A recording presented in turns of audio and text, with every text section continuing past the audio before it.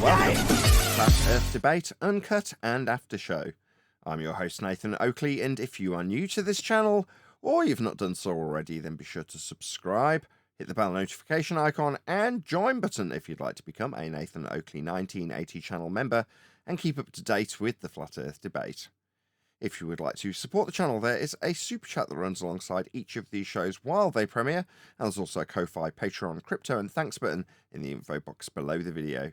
Speaking of Patreons, I'm going to do a quick shout out to all of you who do support me on Patreon.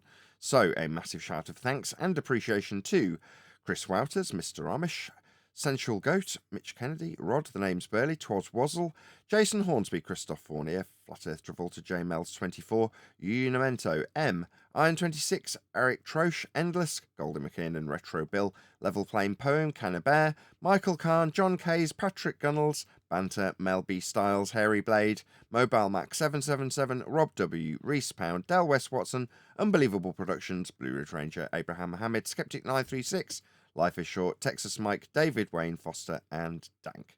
So another massive thank you to all of you for supporting me on Patreon. Now I will hand over to whoever is in Discord and Google so you can enjoy their dulcet tones while I set up for today's live show.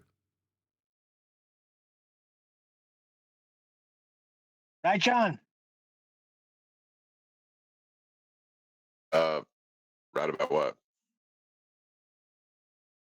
It says I'm going to be totally calm today. I'm not going to get upset about stupid statements like the GP is the ground, but it's not the ground, and law of refraction has nothing to do with refraction. These dumb statements, I'm not even going to get upset about them. I'm just going to laugh to myself. I was trying to do that. If you don't laugh, you'll cry.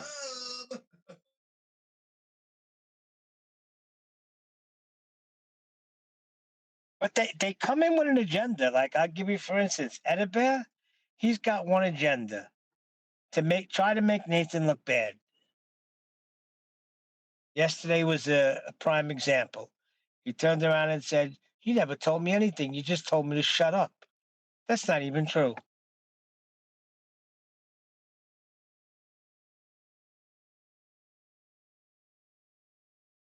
Crabs in a bucket. Yeah, let me. Is this the right way to say contextualize it? He was saying that Nathan never explained to him about when Edibert asked him, "Well, what are the measurements? What are you measuring?" Nathan went over it with him a few times. So did Brian. So did everybody. So basically, he's a liar. Just looking to.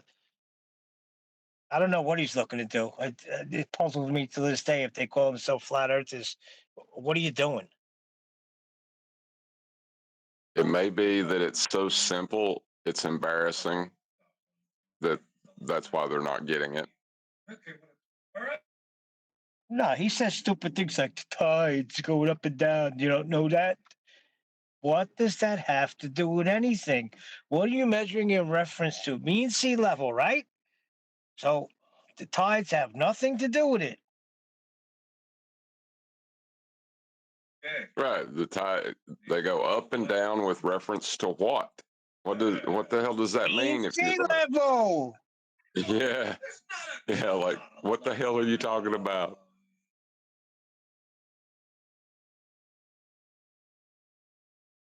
Because I listened back and even what's his name? With the what was he saying?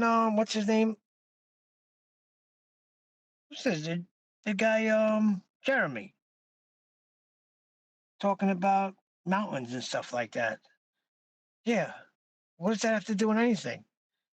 It means nothing with celestial navigation. Everything is flat. Right? Yeah, I went over that about 7 times Elevation. yesterday. Often falls on deaf ears though, Neil? Yeah, it's like when they bring it up, I'm like, I guess they weren't listening.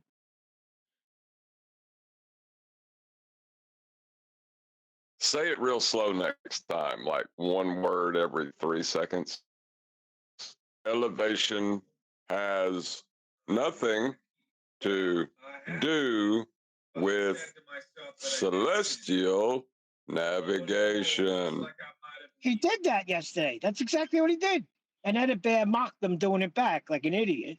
But try that again. Have people, once you try and take a breath, you'll have 5 people trying to get in because they're not listening.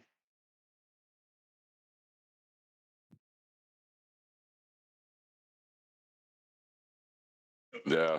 Like, I agree with you, but we could be wrong. Like, what? I agree with you. There's no angle change at elevation, but maybe that's just because the tools aren't accurate enough, and in the future we'll find out we can get differences.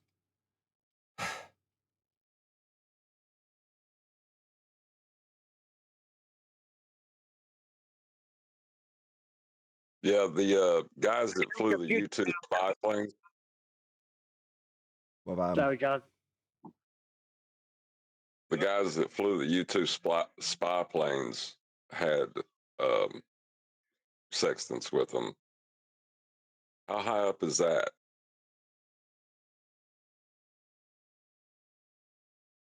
Did you see when you mentioned the astronauts? Witzy was looking at. Did you just say astronauts?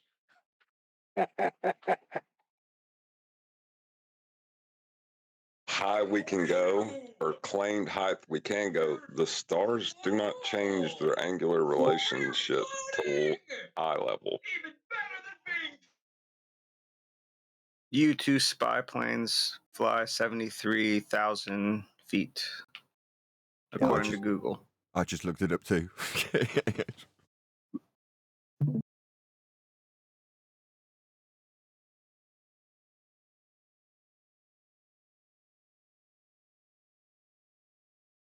So, how many miles is that?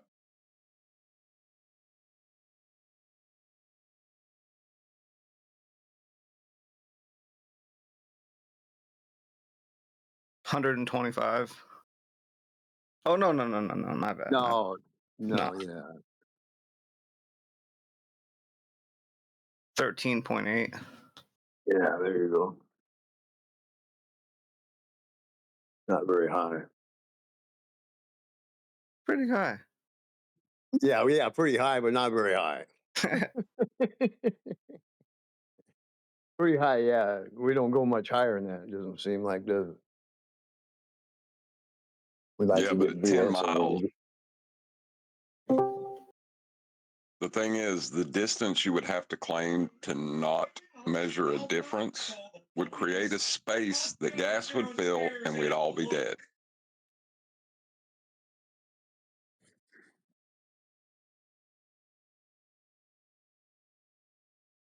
I mean, unless you want to start making claims about a container you can't see now. My God. Well, what is the answer?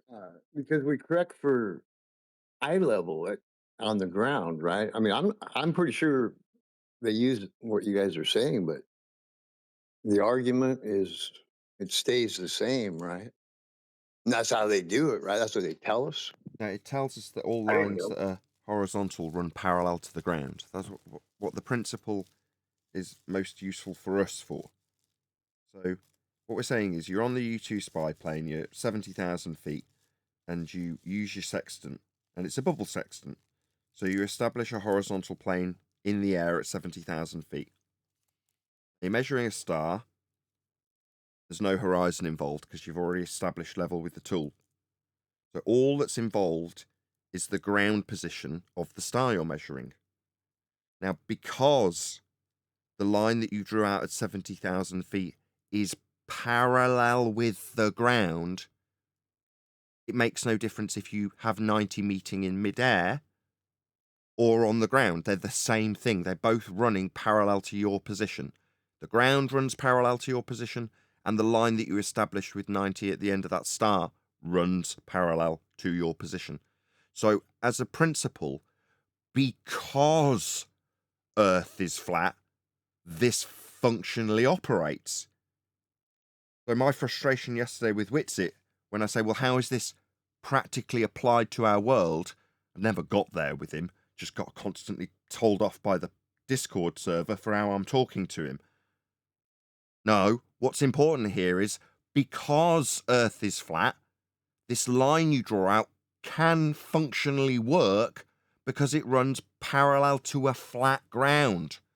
Doesn't matter what altitude, the line you draw out horizontally for this angle measurement is parallel with a flat ground below it. You couldn't get a better flat Earth proof. So my frustration in which it's saying, well, when you apply 1 degree for every 69 miles or 60 nautical, you're actually dealing with the curve of the Earth as you rotate around it, is how he's describing it to me when I ask him, how's it practically applied? Well, the answer is, with a flat Earth, that's how it's practically applied, because all horizontals run parallel to the ground.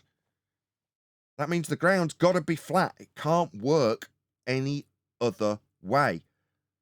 And that's, more importantly, how the entire world's been mapped and charted. Flat. Our entire history is scattered with flat Earth proof. Yeah, here we are arguing about whether or not it's going to convert to ball geometry, or how the geometry isn't geometry. No. Once we accept that it doesn't operate the same way as looking at a skyscraper, as you raise, the angle narrows, as you'd expect. That's not how the stars behave, though. They stay the same regardless of what you do at what altitude. So therefore, you can run parallel lines with the ground, proving it's flat. It has to be flat, or it wouldn't work. Well, I wouldn't make that claim that stars don't obey our geometry. I wouldn't make that claim. That's what he said. And you were right when you said my panel is itching because they have the answer. I wanted to scream. Yeah, well, first you've got to get people past their own ignorance and their own objections within their own ignorance, and then you can take them to how this proves a flat Earth and how it's very useful once you understand the principles. But if you're in denial of the principles, or you think the principles are used to give you a rotating protractor in the form of a globe Earth that they claim, then you obviously haven't understood how the principles work. It's working off the plane, the celestial plane, or equatorial plane with the celestial sphere around it. But that around it bit is only a representation of the perspective view that you get with a principle of everything running parallel to the ground at all elevations.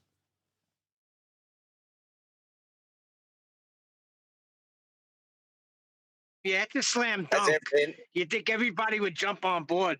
No, they don't understand it yet. Or they're objecting. has there been an observation of this, or are these angle measurements taken? Like that's what I was trying to ask yesterday. I wasn't sure. You know, Say have again. we taken an angle measurement from a boat and then like something right above the boat at like 110,000 feet or something? But the star's what you're measuring. You're measuring an angle to a star. Between the position, Yeah, exactly. So between you and the position below the star, you've got a flat baseline.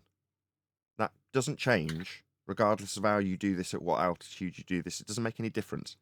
You measure an angle to the star from the top of Everest. You measure an angle to the star from sea level. You still look it up the same in the almanac. And it tells you where that star is above at a given time. That's all you need to know. Once you've got the angle measurement and you've looked up the time that you took the angle measurement, you can see, based on the almanac information, where that star is above at that time on the flat ground. Now, for you to do that, you've got to have a line between you and the star running parallel to the ground position, GP of the star. That's what you're measuring. And it doesn't make any difference if you measure it at altitude or not. It's still the GP, because if it's in the middle of the air, because you're doing it at 70,000 feet with a bubble sextant, it's directly below that 90 that you measured, because you've got parallel lines with the ground. That means the ground gotta be flat.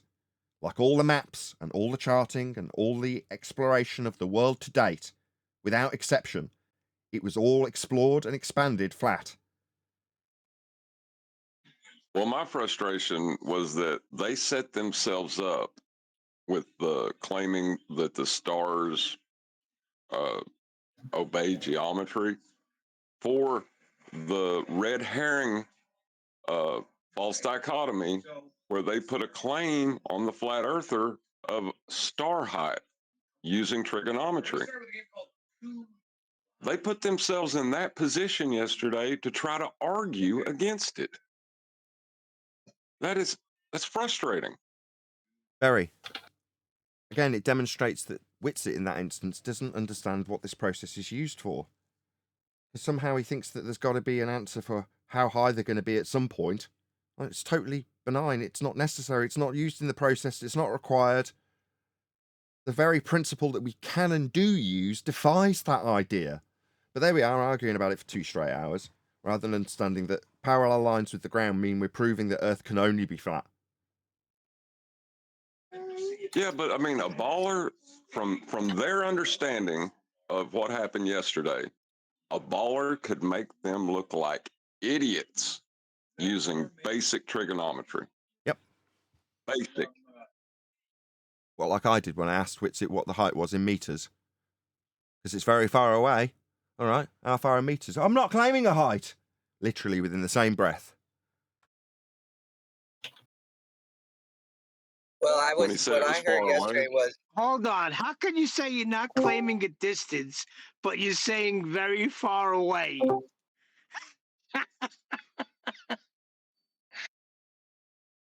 I feel like the consequence of the scenario that we're describing here, that it's the same angle regardless, means that the stars are you're putting them at an infinite distance away, correct? But No. what you're saying is the heavens are magical in the way that they show that. The latter. We're not Whoever putting said them... infinite? Nobody said infinite. That's the globe excuse when they've got set distances with our values and interplanetary motion scaling. That's their excuse. We don't make a claim about how high they are. We don't need to. It's not required. It's not part of the process. We don't have to explain it or apologise about it. That's it. As for, if you want to call it magical, I'd agree. Yeah, the way they behave is utterly magical because they don't do what we would expect normal stuff to do. Unless the stuff was at an infinite distance away, correct? I've just said 25 seconds ago. Why you keep saying that? Why am I getting talked through? I just said it 25 seconds ago. You didn't acknowledge it. You didn't even nod. Not needed. Not required. Not useful. Not looked for. But what? That you took infinite from that, did you? No, I'm just trying to make sense of it logically in my head instead of surrendering to the magical aspect. Magical aspect is a principle. Okay, you can demean it by calling it magical, but the fact that they do that is to say remain the same angle at all elevations, is how the principles of navigation work and have expanded the known territory of our world. So you can say, well, I don't understand it, it's just magical. It's also called celestial navigation, and it's how the world has expanded. And the term infinite is magical as well, because that does not physically exist. So when you say infinite, you're invoking magic. Exactly. John, why don't you just say the majesty? Hold on. Just say the majesty of the heavens, because that's what it is. It's majesty. Yeah, I agree with that. I definitely think there is something majestic of the heavens. I agree. Okay, now we've got over the majesty of the heavens. Can we accept that that isn't really our primary purpose in discussing them?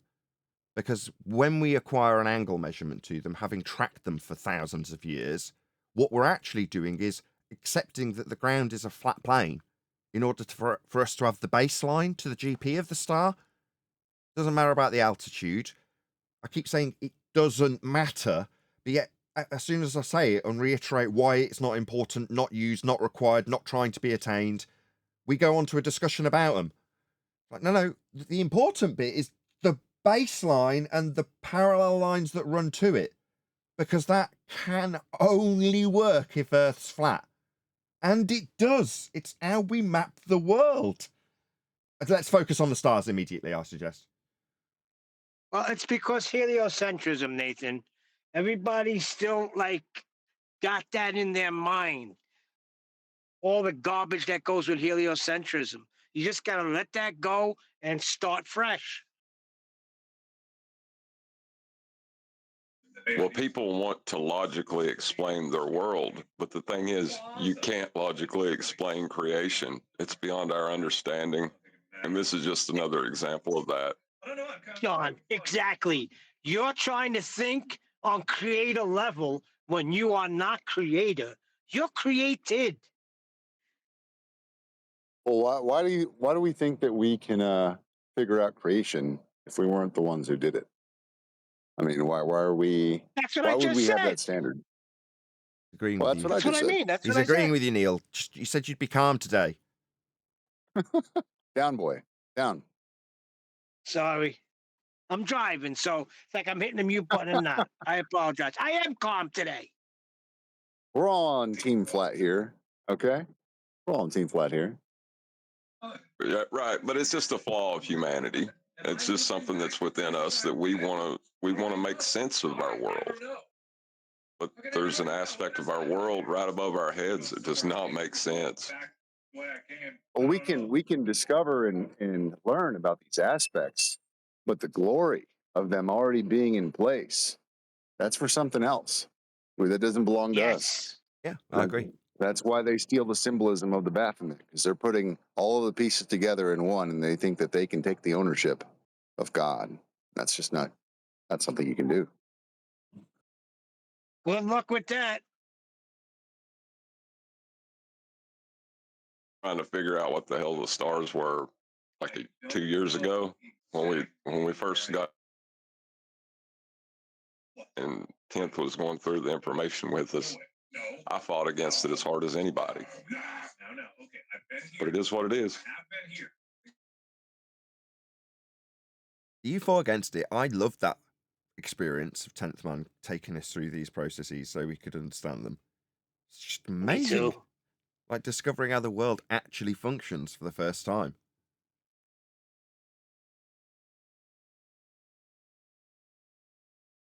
I don't know. It was scary for me. I fought against it tooth and nail. I can't believe my Trying to make ears. arguments. It happens so often. Things that I go, wow, that is amazing. I had no idea. That's so cool. Other people go, that's absolutely terrifying. I'm like, why? Not knowing why the sky is blue, suddenly terrifying. Yeah. Okay. Well, why? Well, because I don't know anymore. I've got a really good handle on it. I'm not saying that's you, John, but that's what I typically get. I smile at the fact that I don't know something, even if I thought I knew what it was, and then suddenly your illusions are shattered. I find that I describe it as like a childlike wonder. Oh wow! So I don't know what that is, and you don't know either. Maybe I'll be the one to find out. How exciting!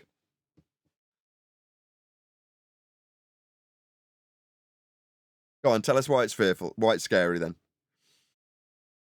Because every logical route I tried to take with it to argue against it led me to a dead end and less of an understanding than what I thought I had to begin with. It was terrifying. The power that it took to create them is terrifying. All right, okay. I mean, fair enough. I'm. You're humbled by it, is what you're saying. Yeah, I don't like being humbled. I do. I think that's awesome. See, I'm totally in awe at the human being, how we were made. Not stars. Look at the construct of a human.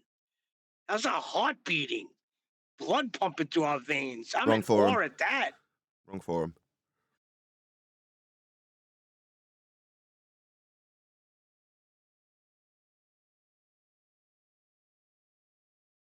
Yeah, getting a good understanding of how celestial navigation works means you've got a good understanding of how the world was really expanded out and how it's mapped, how it functionally is operating now. So I think it's really important. Hence, we're back in Earth discussions, or Earth Awakenings again, sorry.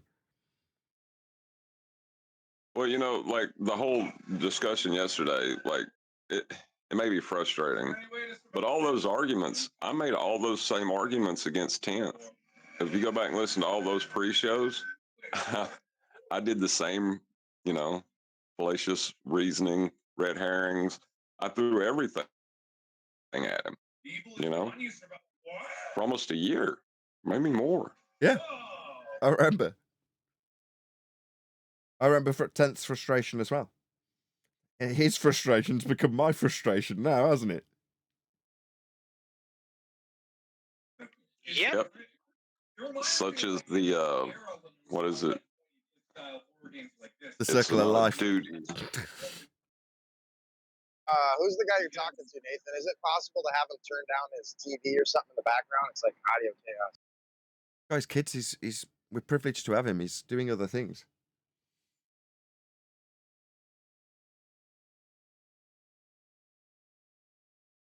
But I'm sure he heard your sentiment.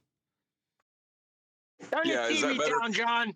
Yes, it is All better. right, yeah, is that better? Yes. Way better. Thank you. Sorry, I have to keep them entertained somehow. Yeah, I see you do a good job of that. Do you hear him screaming right now, Neil? You No, hear I was him going to throwing say, stuff? I don't hear him screaming. John, I'm only breaking your chops. I know what it is to have kids. I had 5 of them. Just didn't mind any kids anymore.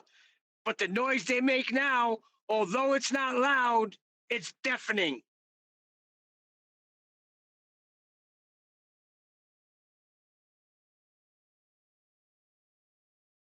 Yeah, one of the real frustrating things is like I don't want to mess up Nathan's show, but like if I'm in a discussion with somebody and I want to respond, but my kids are screaming, it's like I have to decide whether it's important enough for me to speak up or just like stay quiet. Like most of the time, I can tell. I can tell that John, you're you know weighing. what I used to use? I can tell, Is John, this and I do stuff they appreciate it. There's often times where you would expect me to go, "Oh, John, you're ruining the..." No, and I don't say a word, do I?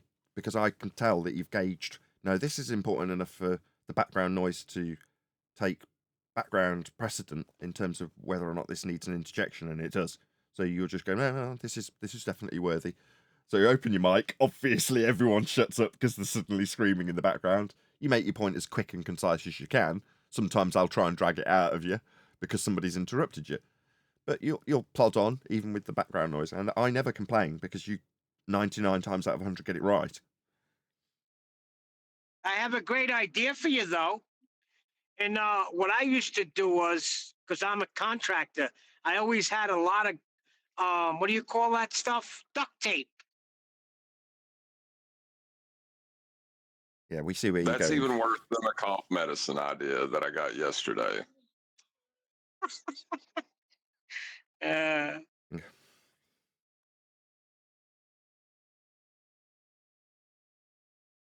But yeah, There's always Fortnite. hearing people make the same. John Dicelo. Oh, I said there's always Fortnite. I don't know. Kids seem to like that a lot. That is Shuts my kids up. Well, they're That's what your kids are shut up with, Fortnite, Dicelo. My youngest, yeah, my oldest could care less. He's more into like anime and stuff, but the youngest is, yeah, he's a hardcore gamer, dude. I like It's arts good to and hear you crafts. again. I ain't heard from you in a while. Yeah, likewise. Yeah, Dicelo left us. I didn't leave. I was just indisposed for a moment. No, I get it. Look, if I got my ass handed to me on a daily basis, I'd leave the place too. Neil. You're intentionally trying to antagonize. He knows I'm funny. only hacking right, on him. When we're in the wrangle dangle and you've wound them up the wrong way, right, and we get into a discussion that Dicelo actually does want to discuss, he's going to be more defensive, isn't he? Because of you. No, flat Earth is for life, man. We're not going anywhere. We're all in Hey, this together. Dicelo, you know I'm only breaking your chops, right? But there's no need to break his chops. Well, wait a second. You don't hear when he breaks my chops? When he tells me, why is Neil always simping for Nathan? Come on. We should discuss, but we're all on the same team, Yeah. Are we? Yeah, we're already Well, we're just already, like 5% of the population at best. These upper discussions need to be discussed, not yelling matches, right? Hello. How are you? Very well. How are you? Recovering from yesterday, but everybody's good. Well, Let's get it on. Yesterday spilled into today because we're in the same server again. So over the weekend, having missed going into a different server on Friday of last week because I was very, very ill, we kind of discussed it over the weekend and said, why don't we do several days stint in one specific server rather than dropping in, having a bit of an argy-bargy, then discussing it on our own server. No, let's just go straight back in the following day until we wear out our welcome, which hopefully won't happen. But yeah, the idea being that rather than leaving things just tail end of a good discussion, we can reflect on it with the people we've been discussing it. And then if it needs discussing again, it will be. That's the idea. So we're in the same server as we were yesterday. If you tuned in yesterday and you really enjoyed the show, please share the show. As I've done the call to action already in the introduction, but yeah, smash that share button. Now, we will do some housekeeping in the meantime. Any scientific evidence of gravity? Which one?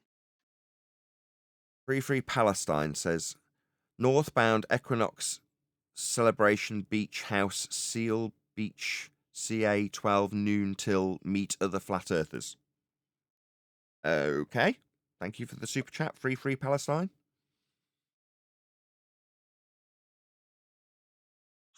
I don't think it really matters which gravity. They're all in relation to down, which is with respect to a horizontal plane of reference. It's not a sphere. Yeah, you're going to need the equatorial plane.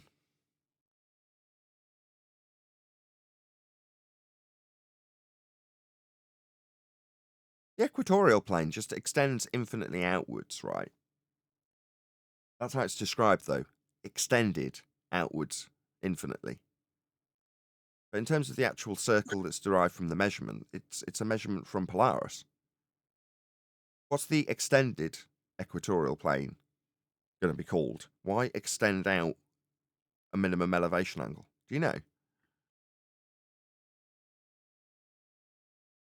It's just a plane of reference. Mathematically, it's how you'd have to describe it as an infinite distance, mathematically.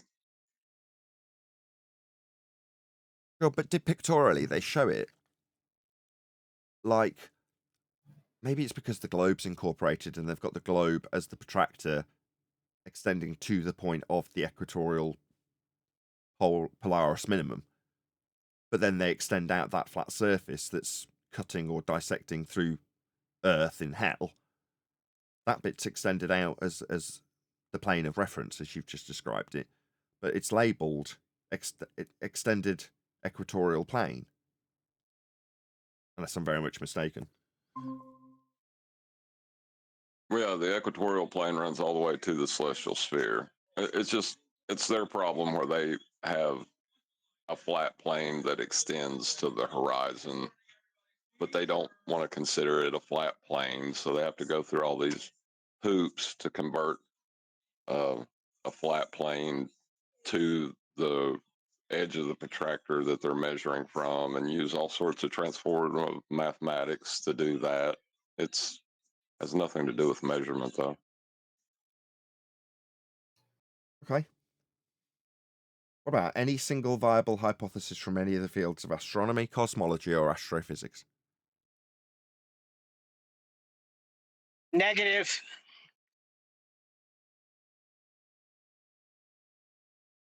How do you guys generally get on in this Discord server with the discussion when it comes to science?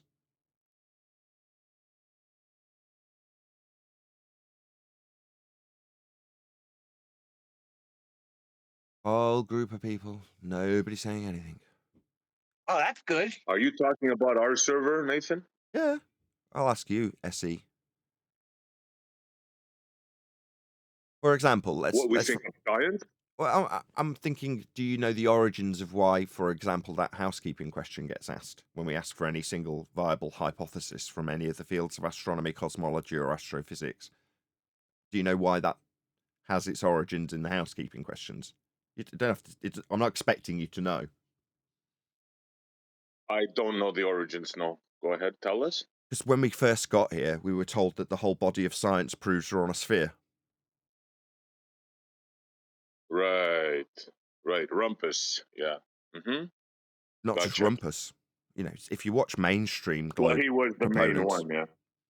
well, Rumpus is one, but any mainstream globe proponent will profess to the notion that they've got scientific validity for their belief in a sphere Earth. Doesn't so much happen around us because we asked that housekeeping question.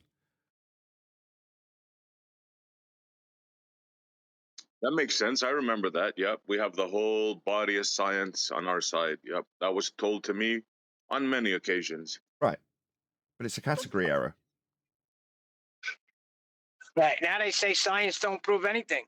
But when they asserted it to prove the globe, it was a category error. So to assert that the globe, it's a concrete noun, or flat Earth for that matter, has anything to do with science is a category error because science deals with cause and effect relationships.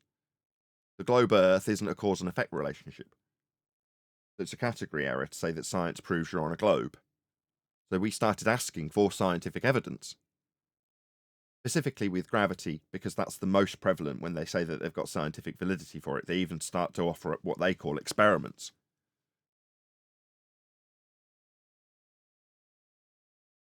What, like Cavendish? Exactly. Not an experiment. Parlor trick. At best, they only have an observation. They don't even have that, No to be perfectly independent honest. variable. Well, they don't have that What's either. the observation? You say it best. They have observations. What's They the have observation. observation They for have the gravity then? Stars moving in the sky. It's not gravity. So when we're talking about science, step one is to observe the natural phenomena that you're going to study. So stars moving in the sky wouldn't count for that? That would be a phenomena, but then what you're gonna do is put that phenomena through the method to see if you can figure out the cause of it. So dependent variable becomes star movement, perfectly legitimate, naturally occurring phenomena. But then you're trying to find the cause of that dependent variable or observed natural phenomena. So your hypothesis construction will be an if statement, followed by a presumed cause that you have, followed by star movement. So if X, then star movement. Sorry, maybe I'm missing something. That's not gravity, is it? Right. Luck with that. Huh. So when you say at best they've got a phenomena to observe or something observed, no, they have not. Not when it comes to gravity. There is no naturally observed phenomena. They have to conjure one. And when they conjure one, they conjure the 109-year out-of-date notion that mass attracts mass in the form of a torsion bar twisting quasi-experiment. Actually, parlor trick. They conjure an effect. But there is no naturally observing effect to observe. Unless you... Interestingly enough, Unless you Okay, can give me I have one. a question. Go ahead. If you think that there is no natural observed phenomenon in order to derive the hypothesis of gravity, then how do you think gravity was invented in the first place? That concept, like what was the basis which caused Newton to hypothesize that can be the case? Because according to you, it wouldn't make any sense. He would have to just make it randomly up. It doesn't make any sense. I know this one. And Newton didn't want anything to do with it. But you tell me, what did Newton observe then? That's giving credence to something that's been already debunked within our own rhetoric, even if you're a heliocentrist. The notion that mass attracts mass, that's Newton's law of gravity, was superseded 109 years ago. So no matter what you say from this point forward, you can't claim that you've got validity for something that's been overturned. It hasn't been overturned. So what's the phenomena? Simply, so what's the phenomena the then? phenomenon is an acceleration on objects on the Earth of 9.81 meters per second squared towards the downwards direction. What, like We don't clouds? observe that. So like clouds. No. So clouds no, are then. So that actually wouldn't be the light. naturally, so not naturally occurring phenomena, because it's immediately defied when I say clouds. So when you say the phenomena of No, it things isn't. falling, I'm replying to you. Okay. Yeah, that means shut your mic. I heard your claim. Yeah? The downward I'm acceleration waiting 9 for the point... reply. What part of shut your mic when I talk don't you understand? You Second stop talking attempt. while- Now the third attempt that he's interrupting. Do you not like me refuting your garbage that you feel the need to chant through the top of me while I refute it? That's not going to stop me refuting your garbage. No. Get on not with it, all- Nathan. What about you stopping And now it's the complaining White about what Knights. I'm This is the doing fifth and you attempt. And now respond we've to got me? White Knights and the guy still interrupting me off mute. No, you are just wrong. Now, for the mods who tell me that I'm going to get insultory towards these people, the White Knight and the guy who can't go on mute, he's still not on mute. He's just poised to interrupt. There's his light flashing. Just go on mute while I refute your garbage. Get on with it, Nathan. Nathan. Who's that? Sorry. Who's Go that? ahead. Eli, good morning. That was Eli messing around. That was good, Eli. I don't need it, Eli. It's not funny. We're now further and further away from me refuting the guy's garbage that all things go to the ground at 9.8 meters per second. They don't. You only got to look up at the clouds or observe gas behavior to know that that is not the case. Yeah, mass doesn't attract mass. Not all things are moving to the center of a sphere Earth that you've assumed after measuring it flat. That's Earth. For you to infer that you've got radial values and sphere Earths and gravity and out-of-date notions of mass attracting mass and things all moving towards the center of the mass of Earth because it's a giant mass. What about clouds? What about gas behavior? It all moves. Sixth attempt. Jesus It wasn't wept. even me. Whoever is doing that, shut your mouth. Boy. So it's this guy, All right, this guys. The next guy that interrupts is getting muted. the quiet Let's have a riot. He's civil done it con- 4 times. Yeah, No, why that aren't you wasn't watching me. the guys It flashing was and some other just person. server muting them? 6 attempts. 6 attempts. Any more White Knights?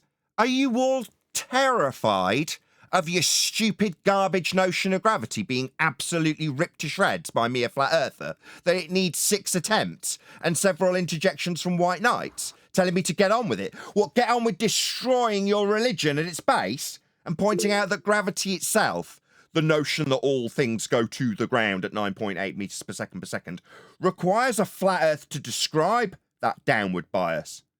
Down with respect to a horizontal plane of reference. So you need a flat earth to describe the down that doesn't happen. It's defined by gas behavior.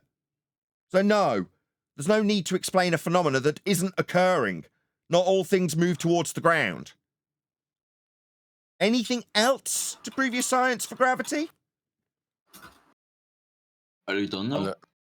Maybe you could acknowledge me. You said all things going to the ground, 9.8 meters per second. I give you gas behavior. That is not the case and hasn't been the case. It's been acknowledged even within heliocentrism. For 109 years, you're just wrong and ignorant. Ignorant that it's been superseded 109 years ago and ignorant of gas behavior.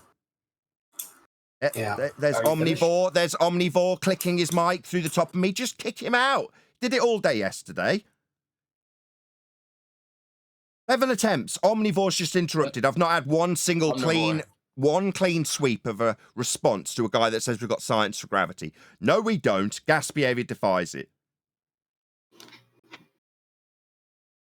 I just want to make sure that you're already done so you don't accuse me of interrupting you again. Can I respond now? Okay, Yes, please so, respond. Go ahead.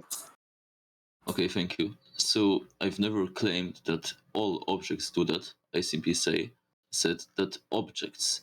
It doesn't mean that in every single condition, every single object have to experience that, because other factors and variables come also into play. But because if you manipulate some other variable, and it can cause, for example, some forces that counter that acceleration to some extent, doesn't invalidate the observation that in other environment, this observation will occur. Because if I have some object right here in my room, I can stop holding it in the middle of the air. I will see it accelerate approximately at that speed, and I don't have to worry about some clothes outside of my room, because this is completely irrelevant to my observation. I don't have to generalize that observation to every single object. I can observe that in even one with even one example, and I already can have a phenomenon that I can later research to a greater extent, for example, by performing some experiments on it. What phenomena? The things falling down. So I've just covered this. Yes, your rebuttal to this phenomenon was pointing out at other examples of things not doing that in other conditions. In this case, this condition would be the relative density of the clouds in relation to the air. And by pointing out that in other examples this doesn't happen, that must mean that when it does happen, that phenomenon supposedly isn't observed. Like if something other was supposed to cancel out the fact that I still observe what I observe, which doesn't make any logical sense. You've told me what you observe when describing the universal law of gravitation. It isn't a law. It doesn't always occur. What part of this aren't you getting? It is a law, but as I It's a already law said, the that reality... things go to the ground at 9.8 meters per second. No, they don't. The clouds and gas don't do that. It's a law that they undergo constant acceleration of that rate, but because other forces also exist in nature. No, they don't. How they don't? Do you know what a law means? What does law mean? Yes, a law. What's the law? What's is... law of nature mean? What does that mean? If I say it's a law of nature, what's it mean? It's some kind of relationship that universally occurs. Universally occurs? So do things universally go down at 9.8 meters per second? No, they don't. Ergo, not a universal law of gravitation, because it's not universally occurring. That's the third time. You're just wrong. Still experience. Still experience. What, things going down? But... No, we don't. It's not universal. Gas behaviour. I am so sick of this. It's like I'm talking to a brick wall. The law I say, no, it's not universal. He starts chanting through me. Yeah, I've heard your repetition of it 4 times. Now I've got something to add beyond yet another 5th repetition of the same things. That, well, in certain circumstances, it's a universal frigging law. No, not in certain circumstances. Do you not understand the word universal? Clearly not. Now, I'm sick of talking to you. It's like communicating with a brick wall. Universal means always. Universally. Not under certain circumstances. I can still have my religious belief that all things move towards the centre of a sphere Earth. They don't. It's defied by gas behaviour. Not universal. Therefore not a law. And not only not a law, hasn't been accepted as a law within heliocentrism for 109 years. You're just ignorant. Okay, so the law of gravitation, it doesn't predict that all of the objects would have... Laws don't predict ever. You're just talking stupidness now. I'm sick of it. Laws don't predict. They describe. You don't know what you're talking about. Shut up. No, laws don't predict. They're not predictive tools. That's science. Science makes predictions. They're called hypotheses. Laws describe. You don't know what they are. Stop talking. You've exposed your ignorances. Laws are a tool of science. Stop! You're obviously ignorant of this stuff, but you still think you need to hold the mic, and obviously the mods still feel it's justified for the person demonstrated wrong 5 times with his ignorance of what laws actually are. Universally occurring descriptions, yeah? They're not predictions. That's a hypothesis. You're in a category error. Now stop talking. Meanwhile, there is no scientific evidence for gravity because there's no observed phenomena. The current rhetoric for gravity describes a pseudo-geometry, a bent pseudo-fourth-dimensional time component. That's what gravity currently is. Sod all to do with forces. I quote George Musa, gravity's not a force. End quote. George Musa. What about Professor Brian Cox? Quote, there isn't really a force of gravity at all. End quote. You want to sit here jabbering me all day about how there's a force pulling things down?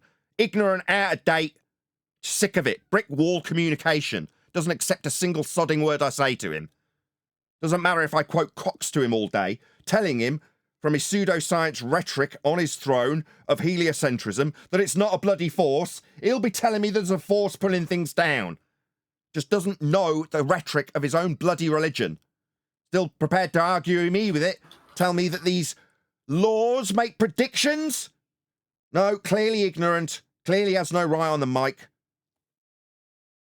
That's the problem, Nathan. We know their religion better than they do. Yeah, and all the descriptions of Newtonian mechanics come from an inertial plane, which they don't claim the Earth is an inertial plane. So go get your own religion. Oh, dear. Yeah, and the down, this was definitely not going to be acknowledged or addressed in any way by my opponent rinsing and repeating the same statement 5 times. The down requires a flat Earth. What down? A vector in the downward with respect to a horizontal plane.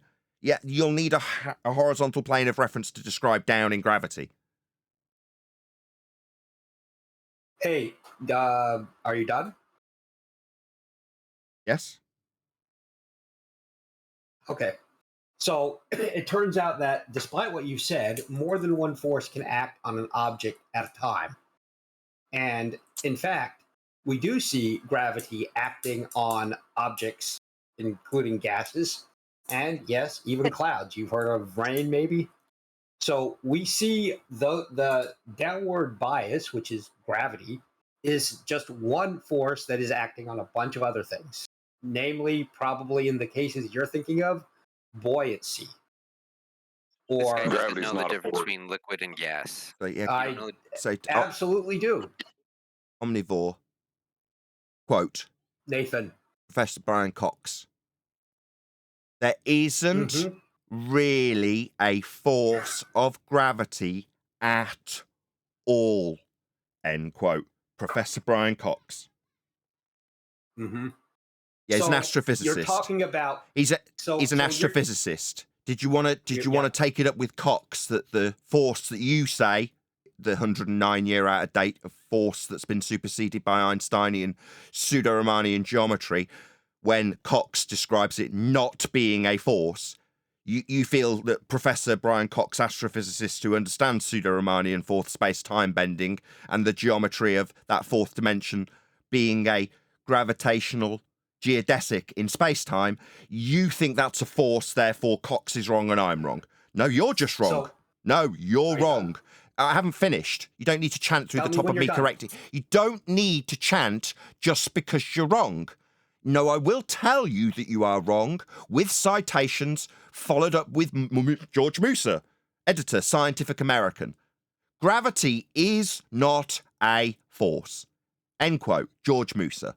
So when you tell me that I can observe the rain being a force, an effect of gravity, you're just wrong.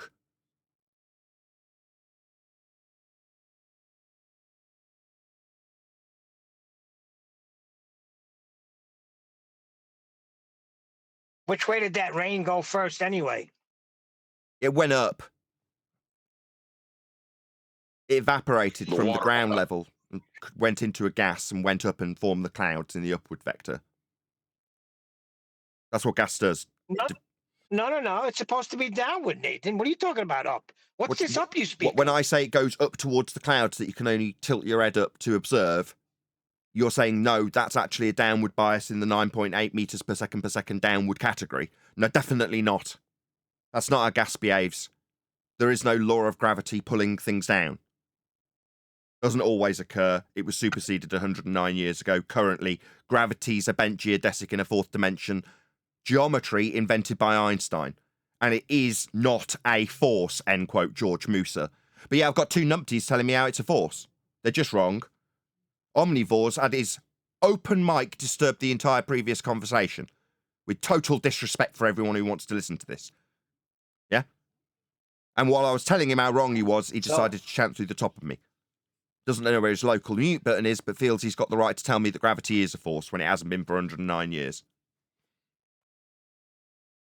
Can I respond to any of that now? Can you go on mute when you're not talking so that we don't have to server mute you? Mm-hmm. Okay. Excellent. So I don't ever really know when you're finished, because it seems like you just stop and start. But anyway, so first off, I agree that gravity is not a force in the way that you're trying to make it. It's not. It is a inertial force, or you can call it a fictitious force, depending on which term you want. However, it's very, very real. The downward acceleration is 100% real, and it does affect gas. You don't have to like it, but I put a link in the chat to the barometric formula, which shows how the force that is generated by gravity is affects gas, and we see that in the pressure gradient. It's not because of temperature, it's not because of where gas is created, it's because of gravity. That's how it works. It has G in the formula, and you can go look at it. You are simply wrong. Okay. The force of gravity. Name a gas that's falling down. Name a single gas that isn't produced at ground level and makes its way up. Go. Air. Oxygen. So gas, you think oxygen is poured in from the clouds, do you? Wrong. Here's how you know. No, that was wrong. Do you want Nathan, to try again? That was wrong. I asked. Well, excuse me. You were wrong. Now I'll reiterate my question without constant, incessant interruption from the man who was wrong. I asked if you could name a gas that's poured in from the sky that isn't produced at ground level and made its way up. You can only go up from ground level. And you said oxygen. No, oxygen's not produced in magical oxygen factories in the sky and poured down with G. Go boom, boom. So, give me a different gas that comes down, as opposed to every single gas ever, which is produced at ground level and makes its way up. Defying your garbage that you say, because you've cited it, it's correct, in spite of you, so far, telling me that oxygen's produced in the sky and poured downwards. It isn't. No gas does that. They're all produced at ground level, and they all go up, without exception. Are you done? What, absolutely destroying gravity that you think is gases going down, go boom, boom, go splash, splash, when they're all produced at ground level and go up? Yeah, I'm done annihilating your stupid nonsense of gravity. Very much done. Maybe, are you done interrupting me while I answer your question? Maybe you weren't done after I was still in the middle of the same sentence. You weren't done interrupting the middle of that sentence, were you?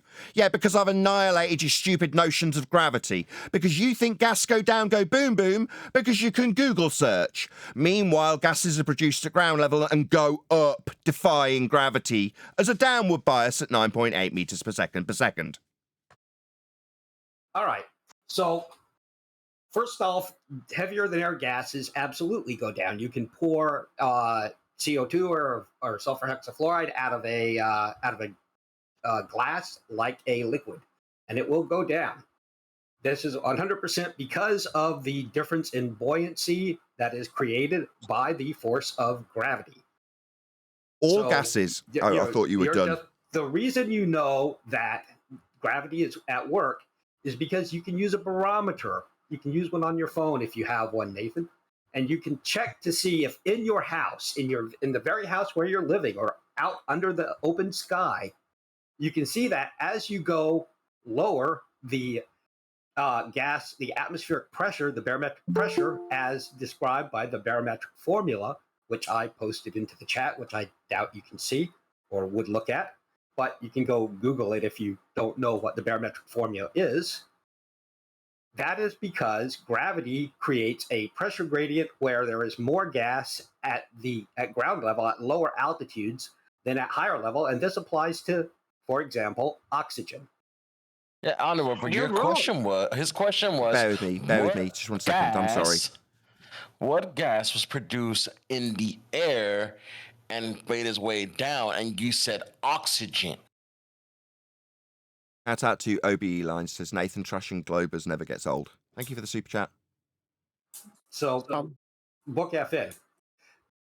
First off, oxygen isn't produced per se. It is exchanged, typically at ground level, not necessarily. It's exchanged in plants at a variety of different altitudes. So, not at what we would consider sea level, because you can have trees on top of a mountain that are. Okay, thank you. That was the exchanging answer I was oxygen. looking for. That's wonderful. One second. So I got Nathan, my I'm not answer. quite Can I move finished. on? No. No, I'm not allowed to move on now. You've conceded my question. So the gas thing. So I'm not allowed to move You're on. interrupting me, Nathan. You're interrupting me. Level, so Nathan, you're ground interrupting level me. is Yeah, I was still leading where the conversation till he subverted it. Yeah. So it And turns now he's out decided that he's going to lead the pressure conversation that I'm asking equalizes- questions about. I see. It turns out that pressure Perfectly reasonable. equalizes, Nathan, at the speed of sound, something that I guess you didn't know. So if what you were saying was true, we would have an updraft moving at roughly the speed of sound from where all of this oxygen is being created, which it's not being, into the sky, and it would equalize all over the world, which in fact, 100% we don't see. So your conception of gas, of atmosphere, is 100% wrong, but that's because you don't know what the barometric Okay, I don't need the ad hom or insult, thank you. I don't need the ad hom or insult. I heard your straw man argument. I can address your straw man when you're done jabbering. Are you done jabbering? You done jabbering? You done jabbering? No, he's just going to put a massive amount of jabbery air between me ever responding. No, never going to get to respond. You just want to. No, Mods won't do anything about it. He's just going to talk incessantly. Monologuing. I thought monologuing wasn't allowed. Well, he's interrupting me, SE. I guess. Just wrap it up. Wrap it up, please. Let's not do this. Nope, never going to get to respond. So for the audience, go look up barometric gas pressure. You'll see gas. We already heard this. We already heard this. You can go look it up. We already heard it. Explain why they don't work. Sorry, no, maybe we're just going to get him monologuing the same thing 5 times. That's not what you're going to get. He doesn't know what he's talking about. And now he's server muted himself. No, hold on. Just for the audience benefit, the guy's a coward. Now he's waffled on with his little monologue. He's not going to listen to my response. Well, given that he's server muted himself, let's just remove him from the call. So what he actually wanted to do was scattergun me and then not listen because he's server deafened himself. Nathan, I wouldn't take that personally. That's what he does. He listens, he says his point, and then as a person goes to rebut, he goes on. That's just his MO, buddy. So his MO is I talk and no one will respond to what I've got to say. And when you're done responding, I won't listen to a word of it. But then I'll come off server deafen and just make the same claim again, having not listened to a single response. How is that a debate? You're absolutely right. We're going to. So he shouldn't be part of the conversation. If I can't respond to him, why is he part of the conversation? It's not a conversation. He's out. It's a diatribe and monologue at me. I'm going to mute him. He's gone. So let's continue. The audience needs to hear. Oh, it's a straw man that he put to me. Well, what he's saying is, if gas expands upwards from ground level, then therefore we must have a massive amount of upward draft into the sky vacuum. Yeah, that's what we'd have if space was real, based on his claim, because gas is produced at ground level and does make its way up. It just stays here. That would be to say at some point it's got to have collided with something so it can come back down again. Because the only way gas changes its vector is if it collides with the walls of a container or another gas particle. Now, if there's just a sky vacuum above us and all gas is produced at ground level, then all of the gas, as he described, I'll agree. Yeah, if the sky was a vacuum, we'd have a massive updraft and we'd all be dead, choking away without any gas to breathe. In fact, we'd have never developed gas pressure in the first place because the very first produced gas particle would vacate the ground, go up, and never return. We'd have never developed gas pressure. Meanwhile, we do have dynamic systems with gradiated pressure, not gravity pulling gas go down, go boom, boom. because it's all produced at ground level and does all make its way up. But because the highest concentrations of the gases are where they're produced at ground level, that's shockingly where we have the highest production and therefore concentration of gas. It dissipates into a cyclical system that must be under containment for us to have pressurized gradiated systems to be breathing. Ergo, the sky vacuum is fake, and gravity, which is not a force and hasn't been for 109 years, has no bearing on this upward motion of the gas, because gravity's a downward bias at 9.8 meters per second squared, and gas isn't behaving like that. Now I'm done. Not that he listened to a single word of my response. Yeah, I have that evidence you asked for. Nobody asked for anything. Hold on. Brian's trying to get in. Yeah, the guy doesn't I know have what he's that talking about. evidence. Even with, sorry, Brenda, just a Nobody moment. asked for any evidence. Even- Second time. Even within his own paradigm, they are relinquishing the claim that gravity creates a gas pressure gradient. Go to Sabine Hasselfelder. She'll tell you she even corrected herself after someone else corrected her. When she was saying the gradient was created by a force of gravity, she was corrected by somebody who was a knowledgeable person. She listened and she corrected herself on her own video.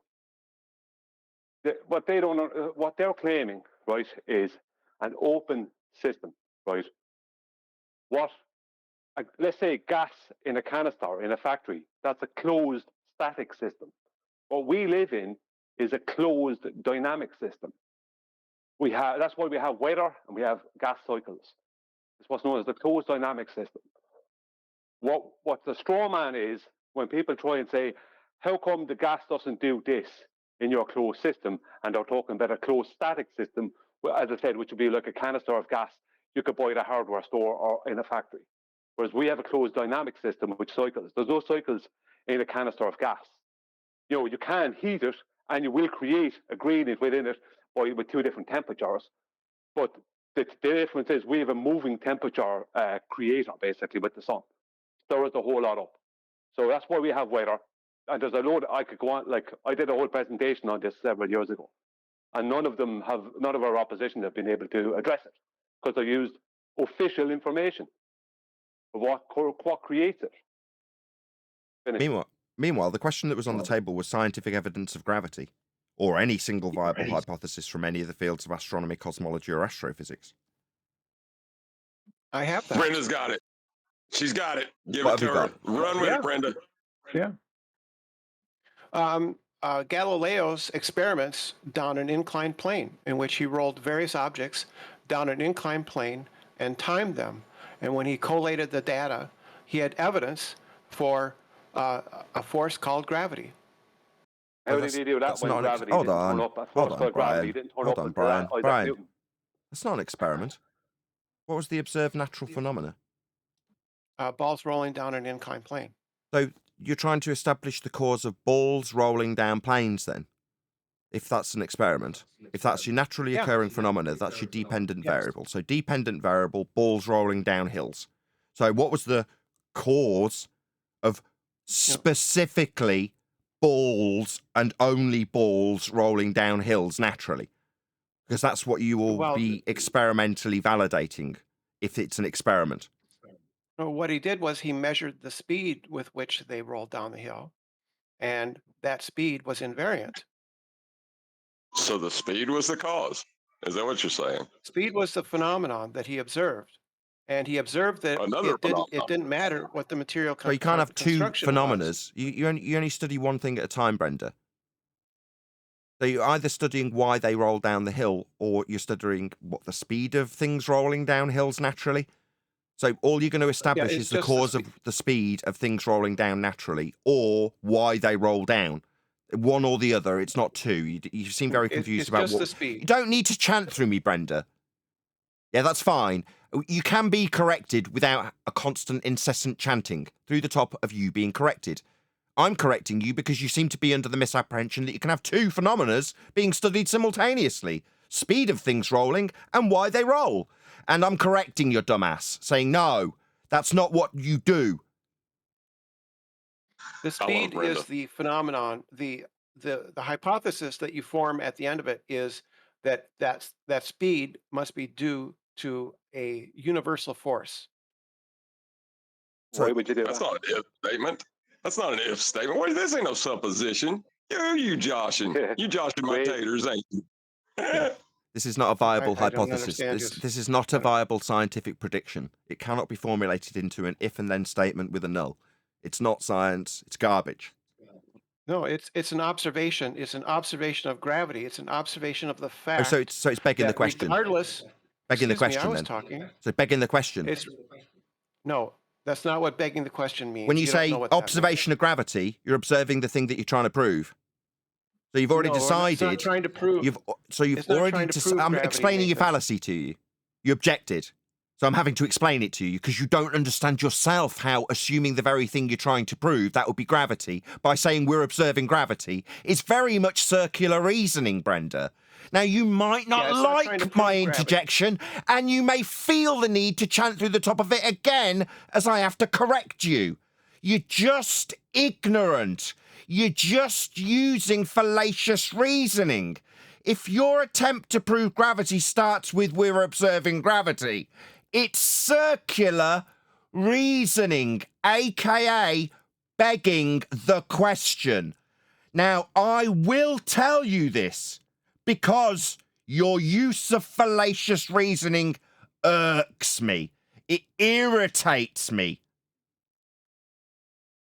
Right. So it's not trying to prove gravity. It's observing the phenomenon of gravity, and you don't know. So what not begging just the question means. circular reasoning I've just gone through. I'll just rinse and repeat the exact same circular reasoning again after I've very exasperatedly pointed it out to you.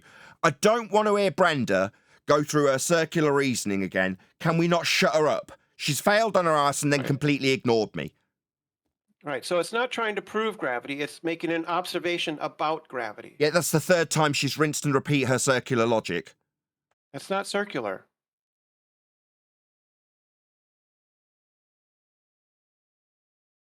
It's elliptical logic then. Yeah, it is. It's begging the question. If it's not trying to prove it, why are you claiming it as evidence? That's weird.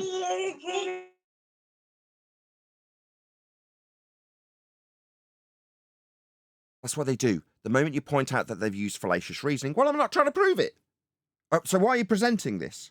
Well, it's just a logical inference for something I'm already assuming is there when I look at it because I know it's already there and that's what we're looking for. But that's not circular.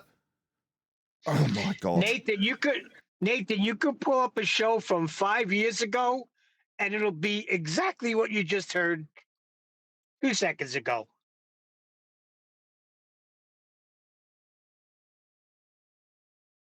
I didn't know Galileo knew about gravity. I didn't think gravity turned up until Isaac Newton. Well, technically, Johannes Kepler. But Kepler's using the motions that have been tracked off a flat plane, isn't he? Yeah. Oh, And they dear. use an up and a down for their gravity claims. You guys all aware of this? When we talk about Kepler, we're talking about the star motions that have come from the ephemeris. That's the motions of the stars with respect to a flat plane. Yeah, he's actually where he got it all starts and ends with the sun, because Kepler's analemma is based around the sun, and he had to back engineer what we see the sun do on a yearly basis and put it into the Copernican model, which he did, and that's why they have the 23.4 degree tilt, and you have the 3 million miles further from their sun in the northern summer and 3 million miles closer to their sun in the southern summer. That's all based around, that's all due to Kepler. But all that was based on him just looking at the sun, taking angles to it off a flat plane. That's it. Yeah. Well, actually, he started with astrology. He learned that through astrology first. That's why he first learned it. Sorry, go on. Also, a tracking of the motion of the stars and the patterns and cyclical motion thereof with respect to a flat plane. Yeah, absolutely. Even there's a lady online who I knew of before became a flat earther, and she was an astrologer. And she became a flat earther 2016, 2017. And she said, this all works so much better now that I'm not trying to make a globe work. So even for her, and she's like a 40 or 50 year astrologer, she said the whole thing works better for her now that she uses a flat plane and not a Because spherical that's how it's surface. always worked. It still does. That's why all the maps are flat. That's how the world functions. We're dealing with But the even with stars. it, sorry. Well, when we derived the maps in the first place, we derived those maps from our understanding of where the stars were at given times. And we've plotted them with respect to the land and then expanded out from there using the same process and just rinsed and repeated as we've expanded out the territory flat in all respects. This whole globe garbage has been superimposed on top using things like site reduction tables when assessing horizons, when navigating. The maths is from a flat plane has become the Earth curve maths. That's what it wasn't used. It wasn't used for that originally. It had no practical application for a globe. It was being used for sighting the horizon. That's what it was actually used for.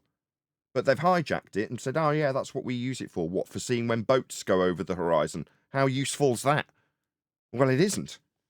Other than for brainwashing people into belief that they're on a sphere. That's all Earth curve maths does. But it did originally have a useful, practical application. And it was used in navigating on a flat Earth when deriving the optical resolution loss point for the horizon when calculating with surface level and eye level based on your altitude. Now called Earth curve maths. Because your optical resolution point is plotted in orthographic view below surface level and marked with an X and called horizon. Yeah, even within the almanac, the site reduction tables, the almanac pre-assumes, and for site reduction, it's pre-assumed that you're dealing with a horizontal plane. They basically state that they're using mean sea level and they treat it as a horizontal plane. So for the site reduction tables to even happen, they need to treat the Earth as having a horizontal baseline, basically.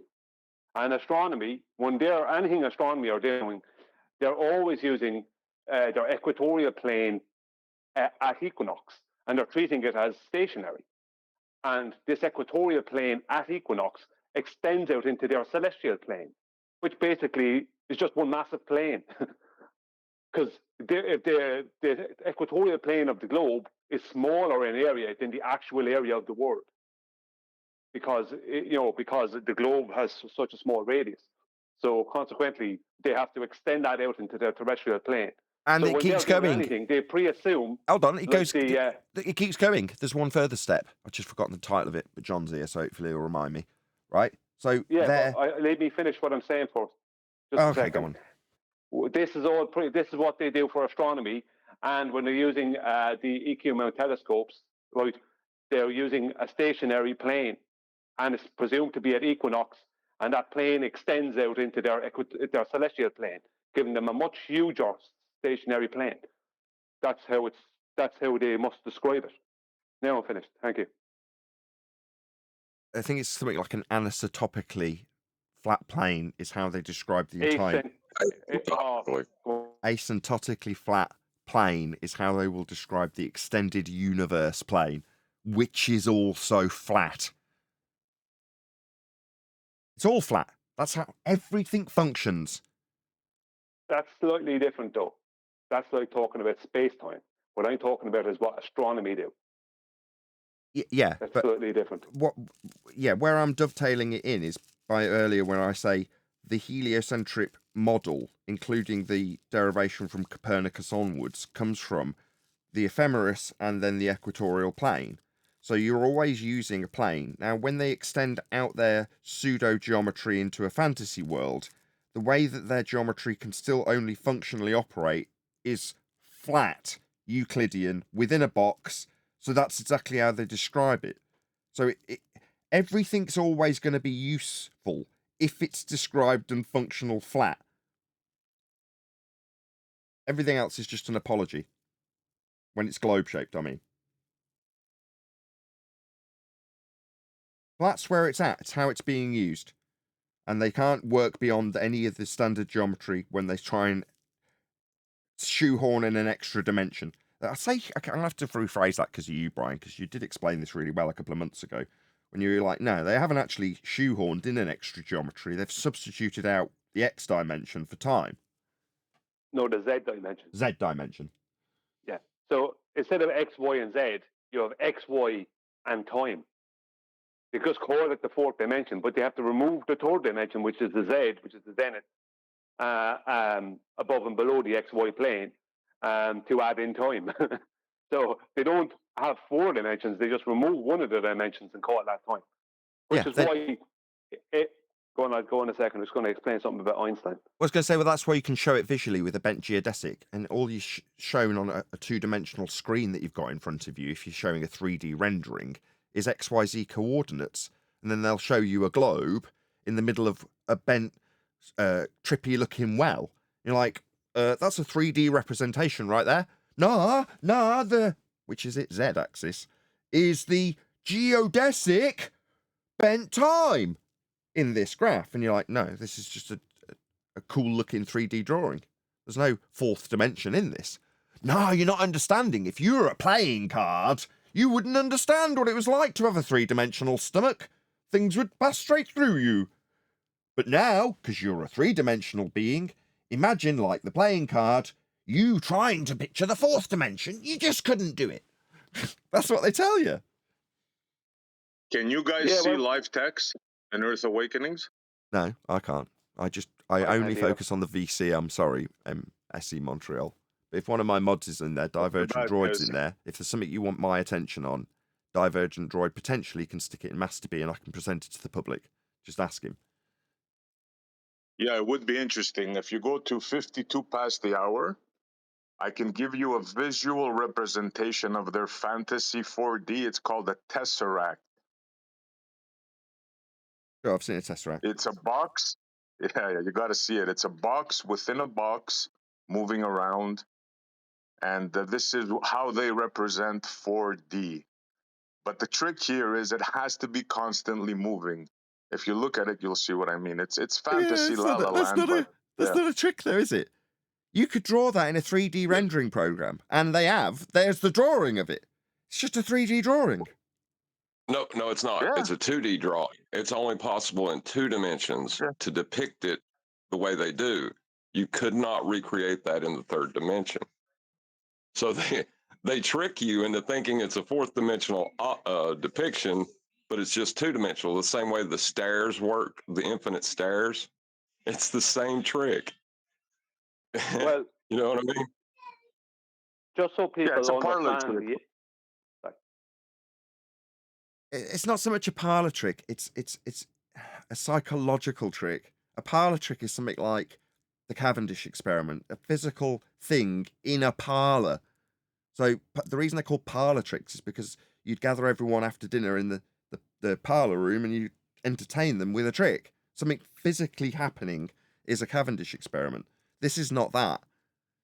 When they try and describe conceptually the bent geodesic of a 4D space-time dimension, that is a psychological trick as opposed to a parlor trick. Right, I'll just bring up your Tesseract. Good point. Yeah, Let me it's just like a explain pseudo. Sorry, SE, go on. Go ahead, Brian. Your turn this time.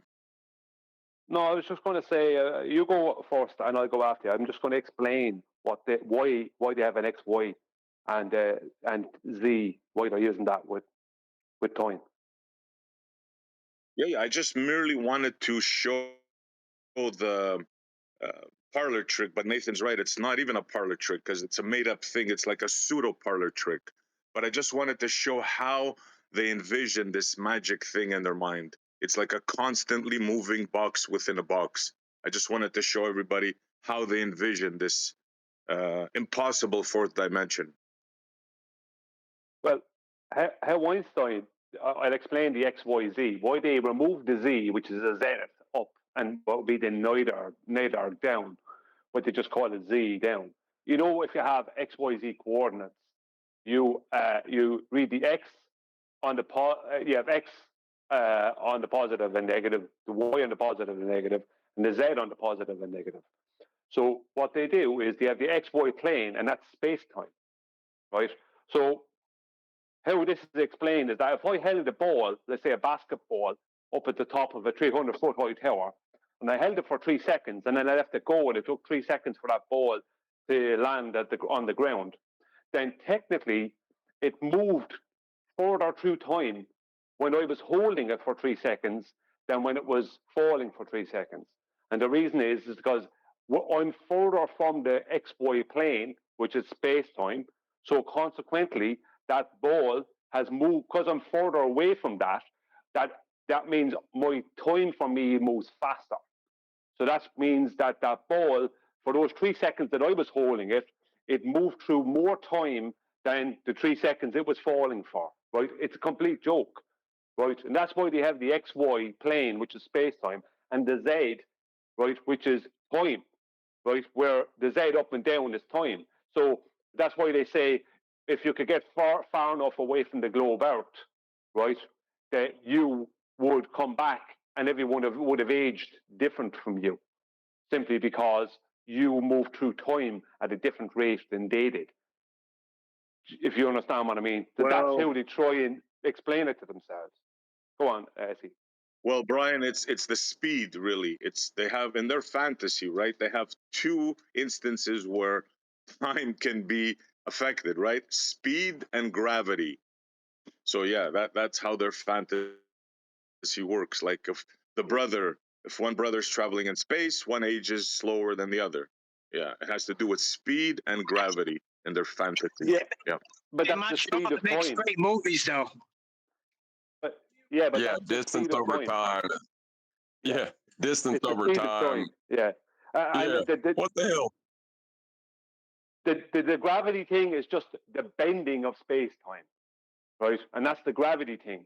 It's not like, I'm not saying you're saying this, I'm just saying for anyone listening, it's not like a force of gravity. This is what replaced all that. It's the bending of time and the rate of time. And that's what happens with the gravity well. It's complete and utter nonsense. But this is what they have to claim.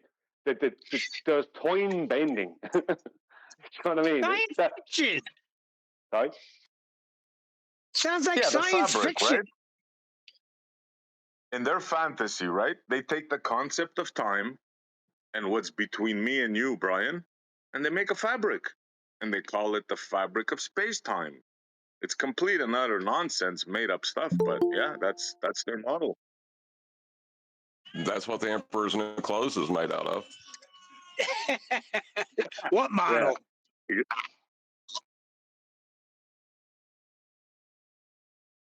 I don't know if anyone picked up on that. No, I just want to acknowledge that joke. Yeah, John, the Emperor's New Clothes are made out of the fabric of space-time.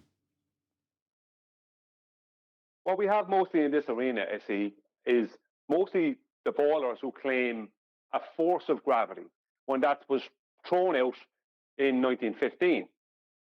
But it was brought back in unofficially for the moon landings. Because in the moon landing footage, they show astronauts who are claimed to be on a lunar surface where they're only 1/6 the weight they are on their globe Earth. Because weight exists in that paradigm, and because of that, and because the moon is smaller than the globe Earth, that means there's less gravitational pull, less gravitational attraction, so they weigh less. And this is how they had to show it, because if they were trying to do the moon landings with the current gravity of the time and the still current gravity, which is general relativity, they just have a couple of guys strolling around at normal speed, not doing anything special. So it was no good to them. They needed to show it as if there was a force of gravity happening. And that's why there's such confusion since that time. You have all these universities and not teaching people about a force of gravity and then throwing the whole thing out the window when people get to higher education and saying, never mind all that, that doesn't exist. It's actually general relativity. And now they're trying to get rid of general relativity.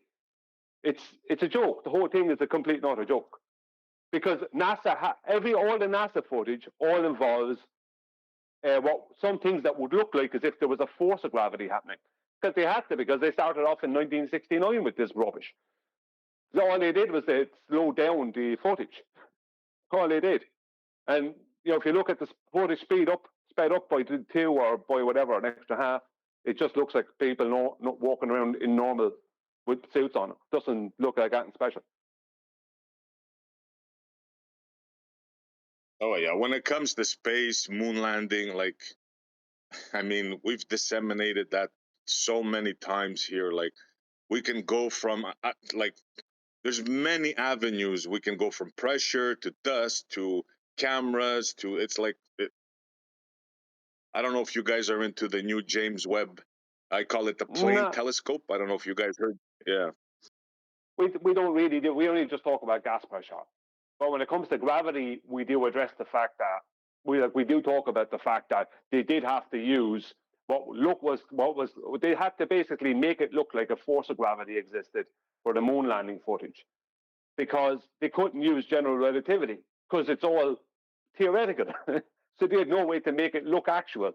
So they had to use a claim force. They had to go back in time to a claim force of gravity for their footage, you know.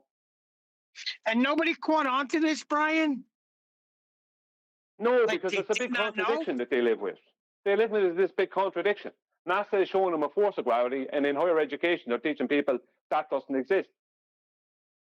You know what I mean? So how are NASA showing footage to these people of what would be a force of gravitational attraction? That's the whole point of the footage, to slow it down to make it look like they're bouncing around, but they're not bouncing around. If you bring up the speed, they're just running around at normal speed. But it looks like they're bouncing around because it's slowed down.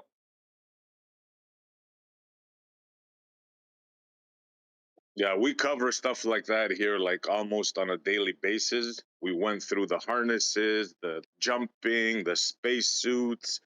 I can tell you like 100 things like that's wrong with the moon landing. Yeah, just don't get me started. Yeah, but the main thing You with know the how to moon calculate? landing is, hold on, the main thing with the moon landing is it's in a fake region. Yeah, we all Right. Hold on. Correct. Before we go on to that, do you know how to calculate the trip to the moon and why they never really want to go through it? And they lose all their the data. Nobody on the panel guess. Telemetry. Nobody guessed on the panel. Just the people in Discord. Go ahead. Ask again, John. Just hopefully they all perked up because they can tell I know the importance of this question. Ask again. Only the Discord server, please. Answer, John. Yeah. Do you know how they calculate the distance to the moon, or how they the day they lost? They said why it was lost, or why they don't show people that information. Do you know why? I'm not sure I understand the question. They lost a day? What exactly are you saying? You know the telemetry data that they said they lost? Do you know how they calculated that? That's how they calculate the distance. So which one specifically are you asking? I would guess what is it? Infer Van Allen radiation belt. I think John is talking about the reels of telemetry data that they claim they lost. Boxes and boxes of them. Oh yeah, they re-went over it. They videotaped over it because they didn't have enough footage.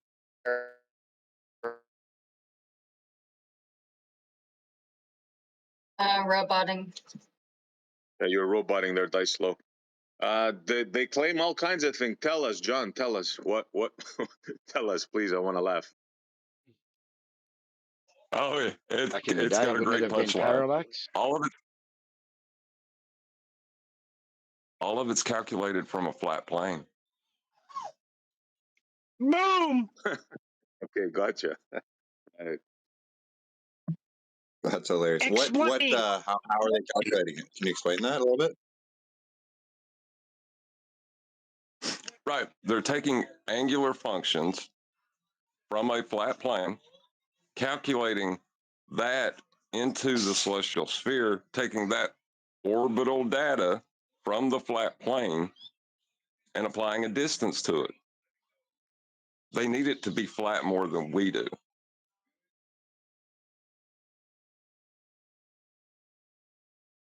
Yeah, it has to be flat. Are you to saying get the any of them measurements? measurements. Are you saying the laser measurements, the radar measurements? What exactly are you saying here? All of them. All of them. Think radar has to be leveled, doesn't it? When you're building a radar station, they don't build them on sides of hills. They build them up. They level out the ground, don't they? They. Anytime you're working with an incident angle, it's always with respect to level.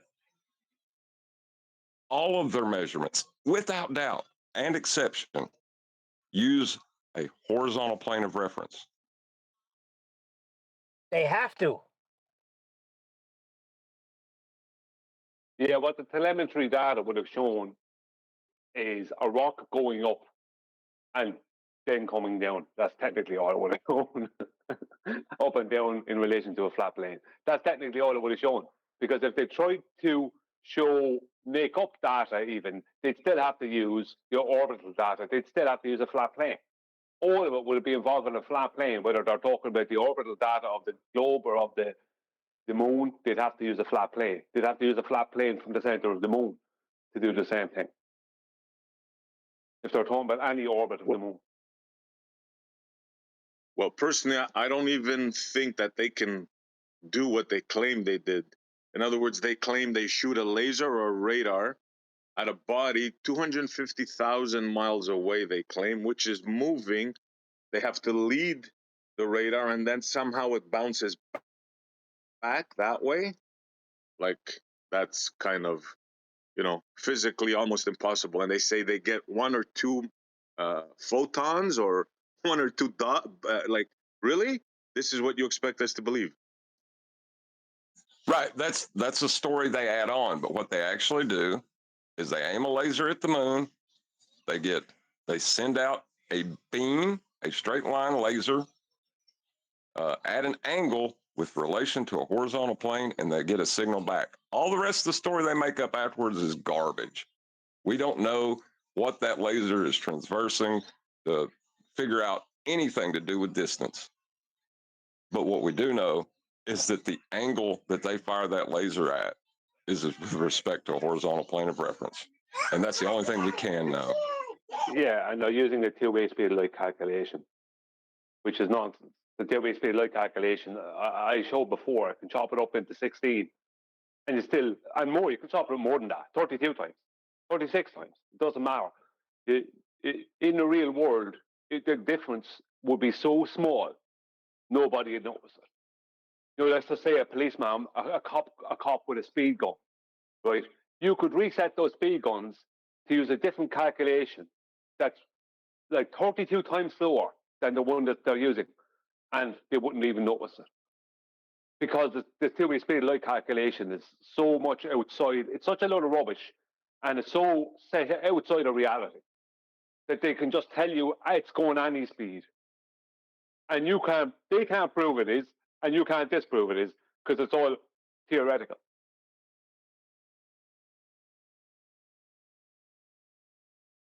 Can I ask you a question, Brian? Of course. Regarding Dell's thing, Earth's moving up at constant rate. I watched your rebuttal video to it, and I couldn't make head nor tail of it. Did you say that everything would weigh the same, or that everything would weigh nothing? Well, technically, everyone would weigh nothing because there's no downward force, because weight doesn't exist. Like I don't even know what this does for anyone. My bad, Brian. You took a pause. I thought you were done. Go ahead. No, just saying, Jeremy, what we call weight is technically only an apparent effect of buoyancy. That's all weight is. But we can measure that downward force, right, with weighing scales. So if you have a situation where the Earth is moving up, because Dell said it when I asked him, I said, that weight doesn't exist within that paradigm. Weight is purely only an apparent effect. It would only have to be, like you falling down off a wall is only apparent. You're not really falling. It's the Earth is coming up to meet you. So there's only an up, there's no down. Whereas in reality, we have a stationary Earth underneath us, and you stand on a weighing scale that puts something on a weighing scale, and it registers the amount of downforce it has on that scale.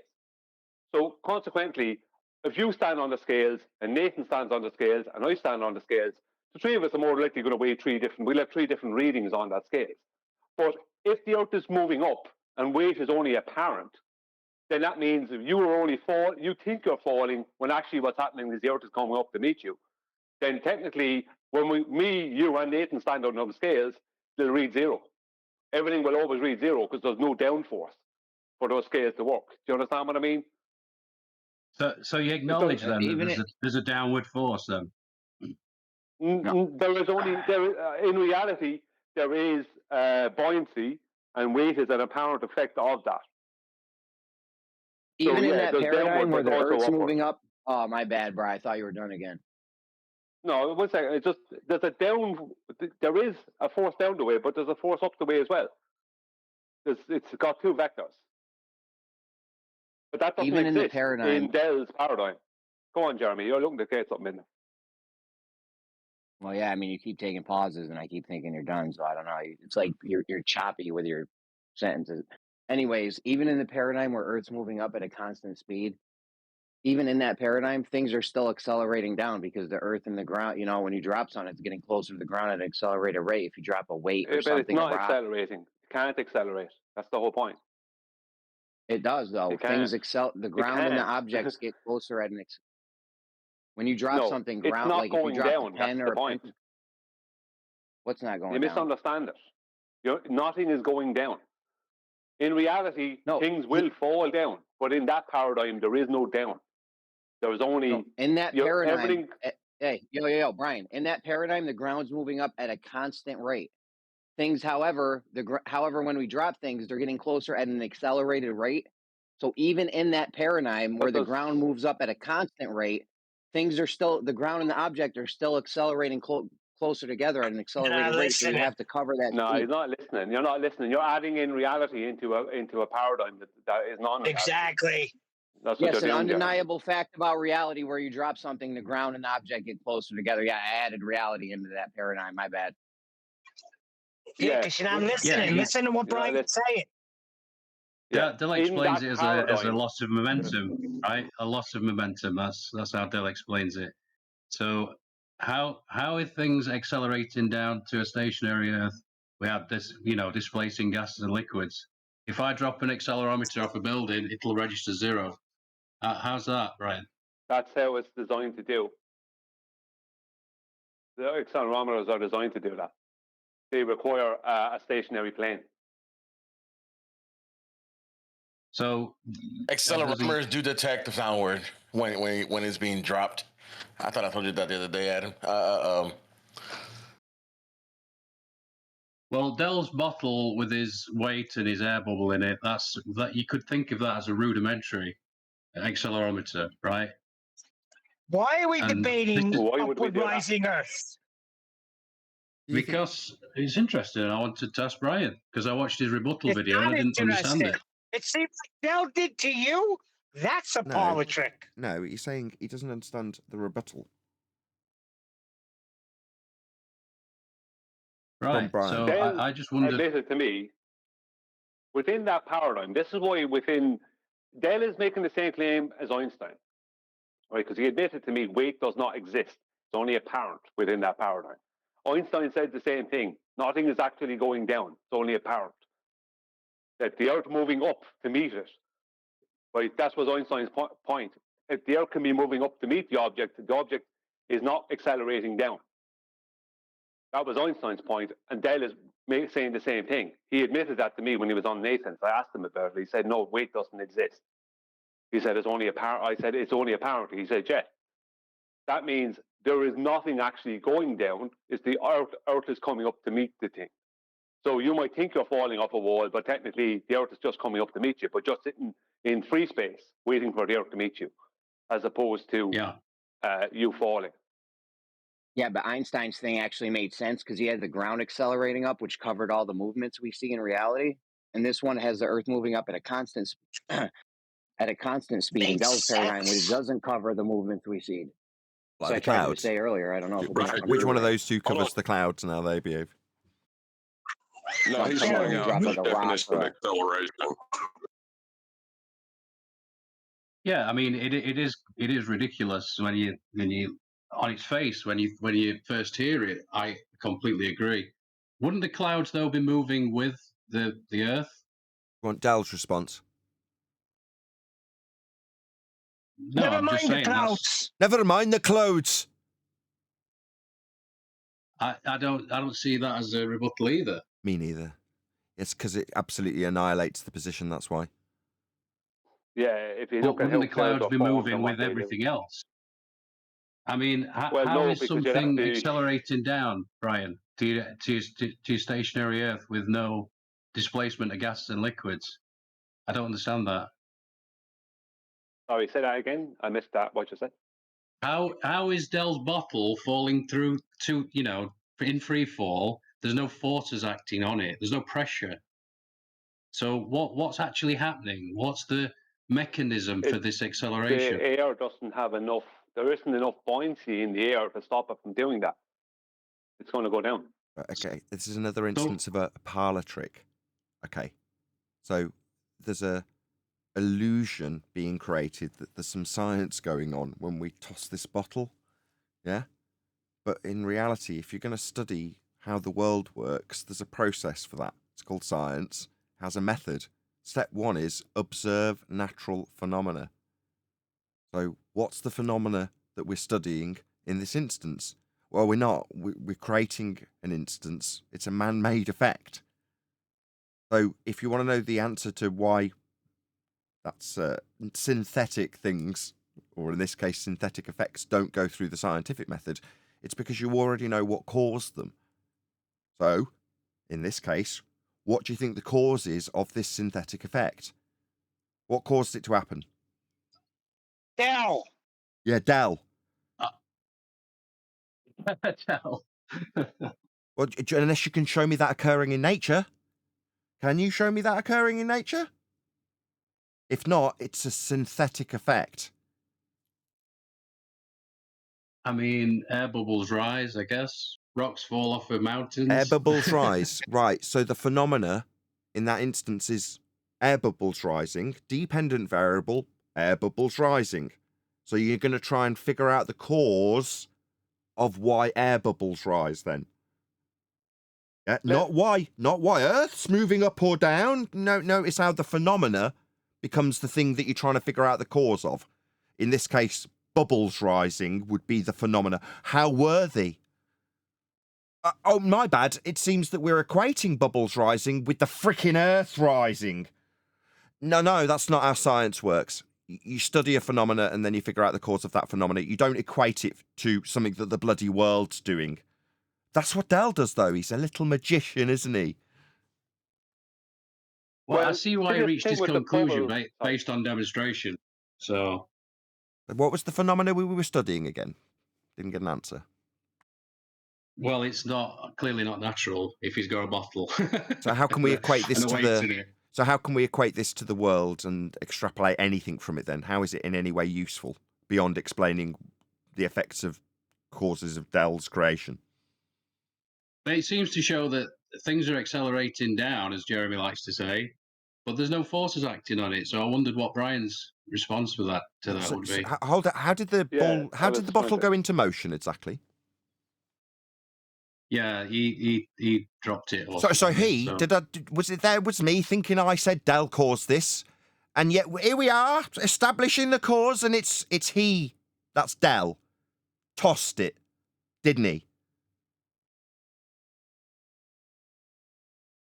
So this is a synthetic effect. You chuckled. Hold on, Brian. You chuckled when I said Dell did it. Now you're telling me there's no force being induced. Oh, right. How did the bottle move into motion? Dell put it in motion. So cause equals Dell? You laughed last time. No, it is just absurd when I break it down.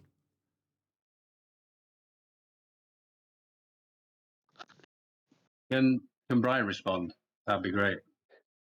Yeah, what was it? What was it you're asking? Why does the bottle fall down? No. How come there seems to be no forces acting on it, on this accelerating thing? Did I not just cover that 25 seconds ago? Now it's over to you, Brian. Did I not just cover this? Yeah, just leave me cover. Leave me relax. Yeah, the air doesn't have adequate buoyancy for the overall density of the bottle and what's in it. The air can't stop it from going down. If you take a hot air balloon, right, and it's when the basket is on the grass, right, and there's no air in the balloon, it's just sitting there, right. When you pump air into the balloon inflates, but the basket is still sitting on the grass, right. When you add heat to the air, suddenly what you're doing is you're changing, by adding the air in the first place, you're changing the overall density of the balloon.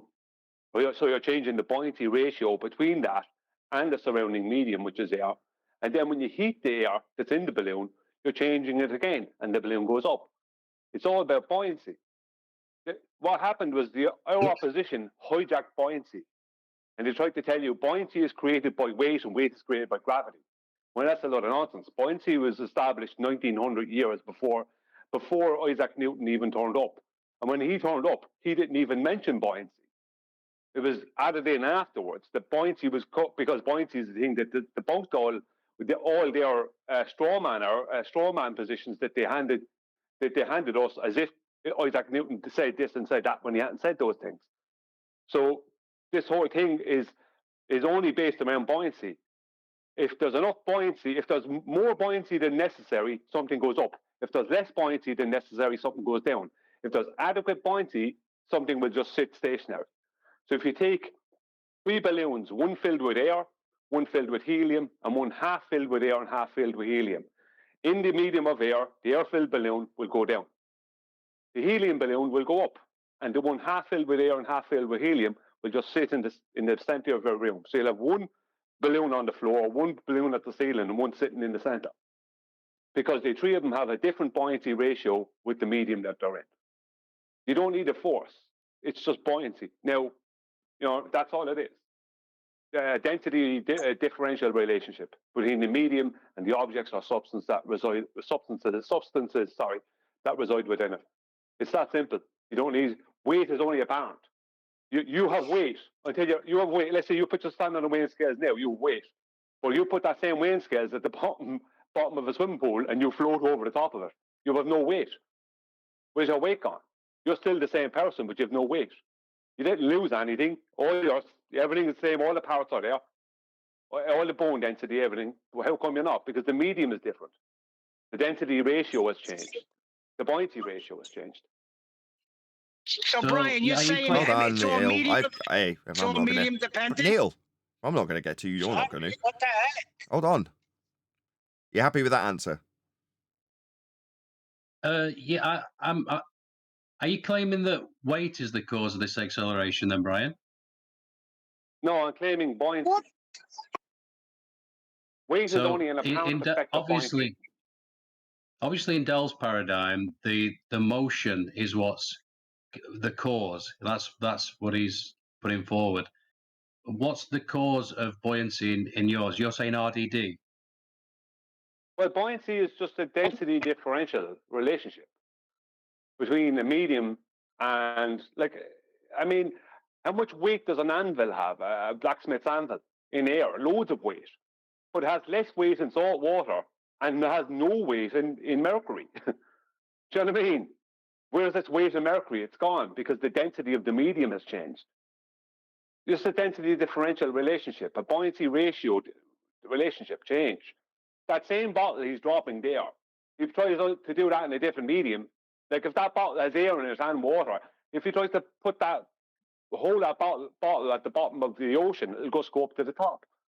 Where did his force down go, or his acceleration, or do you know what I mean? Where did it all go to? We have to just be honest with what we see and what's really happening.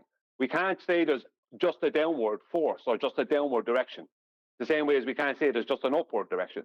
There is 2 vectors up and down, and depending on the buoyancy ratio between the object, the overall density of the object, and the density of the medium, that is basically the deciding factor of why something goes up or something goes down. What is the cause of that? I don't know. It's just nature. It just happens. And you never will. What we're describing is a second order effect of entropy. And you're never going to get to the bottom of entropy. All you're going to ever do is rewind the arrow of time and end up at the ontological primitives, where you ask, is nature the cause of all this? Did it create itself? Violation of the first law of thermodynamics, definitely not. Or was there an external force? Given that is a true dichotomy and there can only be one of those as the 2 answers, and the second, the first as I gave it a minute ago, that would be nature creating itself, is a violation of a law of nature. So you're left with only one option, that is that there is an external force that created these processes, in this case entropy. That's it. Say Nathan and everyone.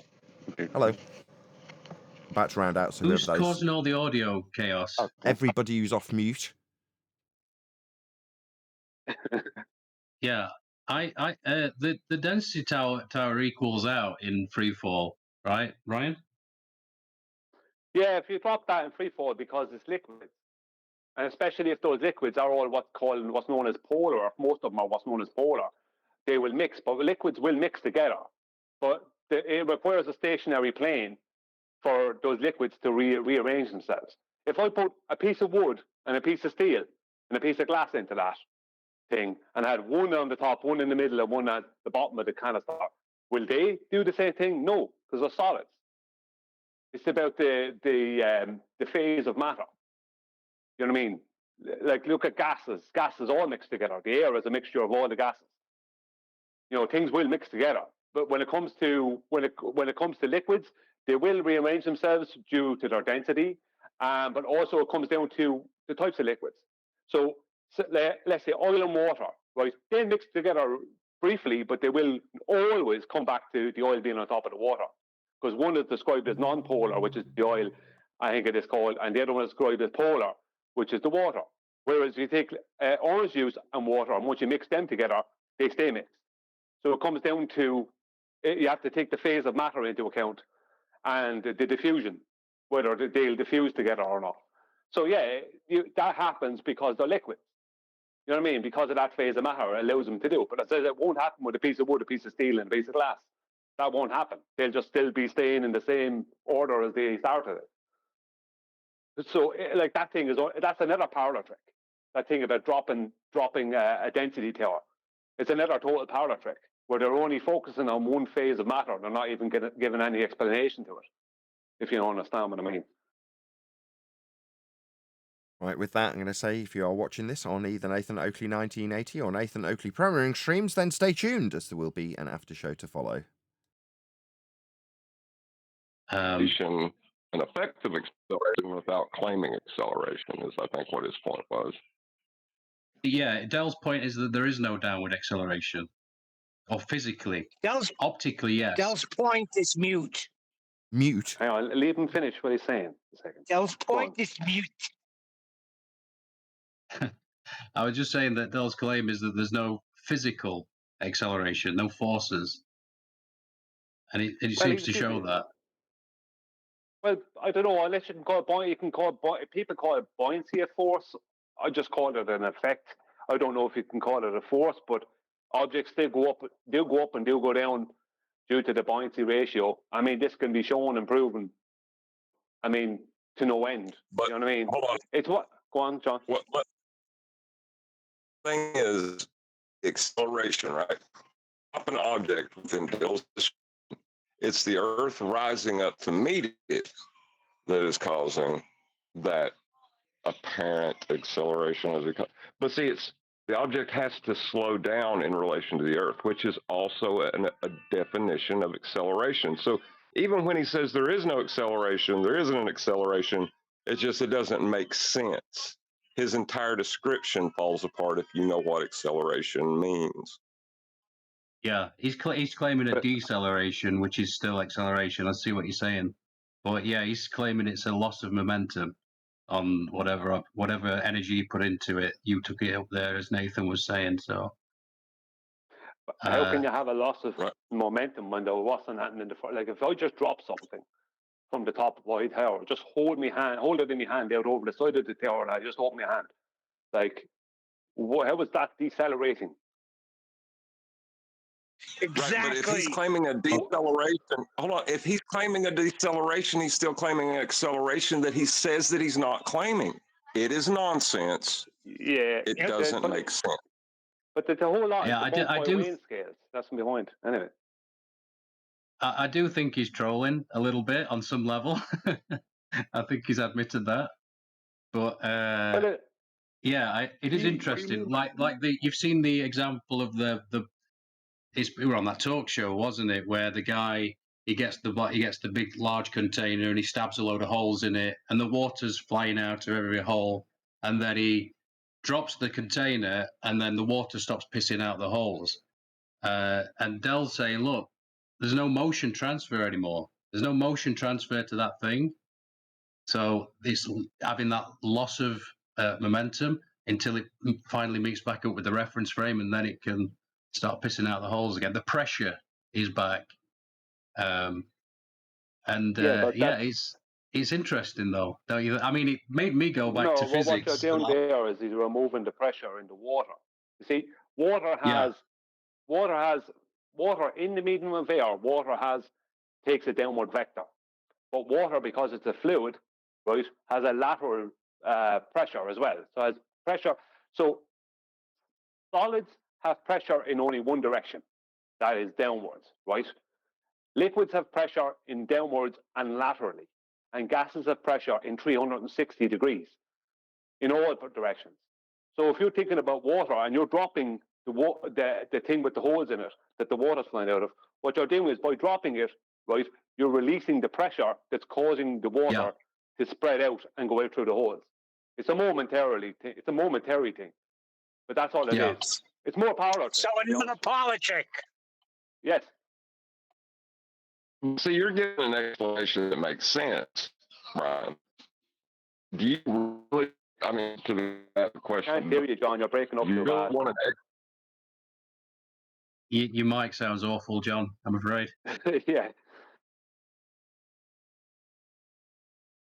But yeah, what do you mean he admitted that he was trolling? When did this happen? I probably, I don't know if I chose the correct words there, but I certainly get the I get the sense that he's trolling a little bit. You know, I don't know exactly how to put that better. But there is still the issue of this thing that's accelerating to the ground with no forces acting on it. The ether people, they've got their explanation. The globe people have got their proper acceleration, their explanation, which I think we all disagree with. But what's the stationary? It's just RDD, Brian. Is that it? Why do we need an explanation? The point. What's up with this explanation? Explanations are worthless without validation. I'll just try once more. Why are we my question? Why are we explaining this? Do we, as stationary earthers, as you put it, have some claim attached to this? No. People who make an outrageous claim that Earth is somehow moving, they have a positive claim that they need to justify and they need to actually back. So they start giving you parlor trick explanations.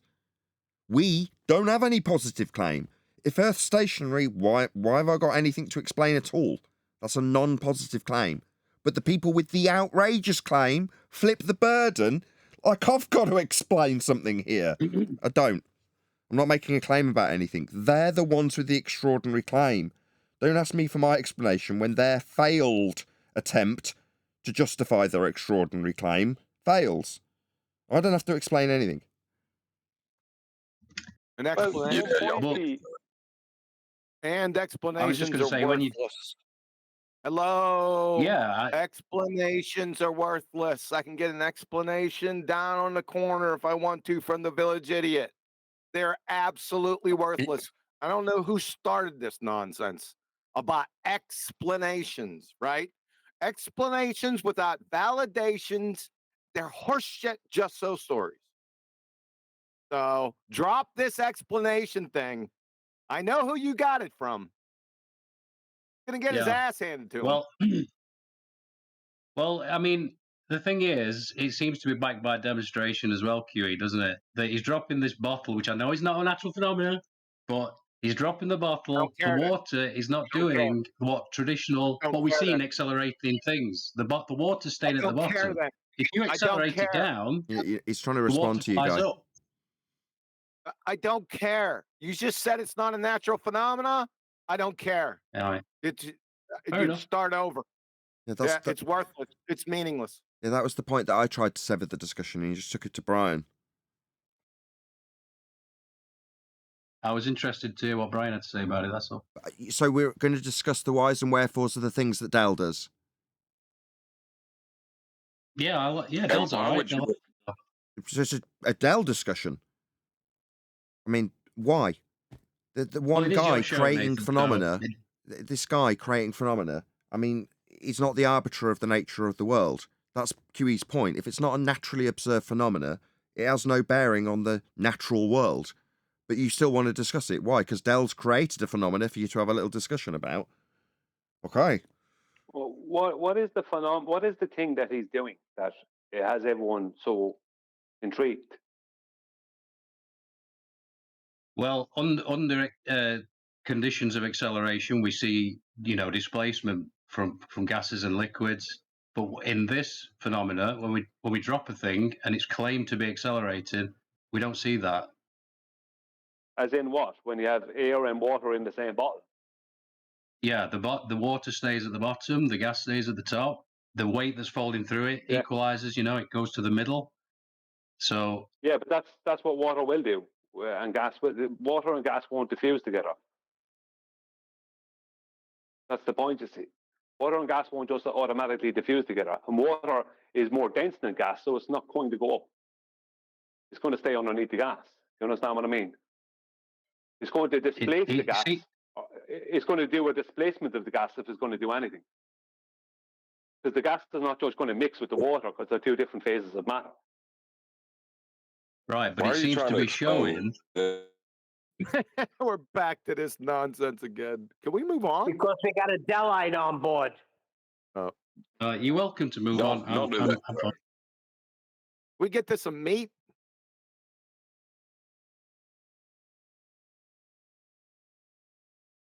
Where's the beef?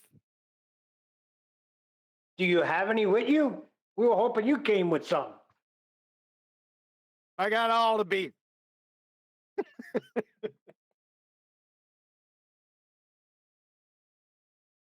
Here's one. If your explanation you have does not make sense, do not put it on me to explain it.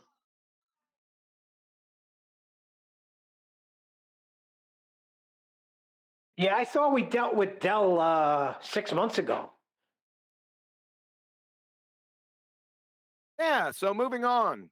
Yesterday I woke up late and got on the show late, but I listened to a little bit of the show yesterday, and I don't know who said it, but every once in a while I'll hear it where somebody will say that elevation is measured from the center of the earth. I heard that yesterday. Who said that? Yeah, somebody said it.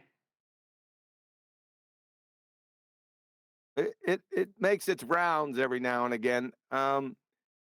According to their alma mater wiki, elevation is not to be confused with the distance from the center of the earth. From National Geographic, elevation is measured from sea level, not the center of the earth. Encyclopedia of World Geography, elevation can be defined as a measure of the height above mean sea level.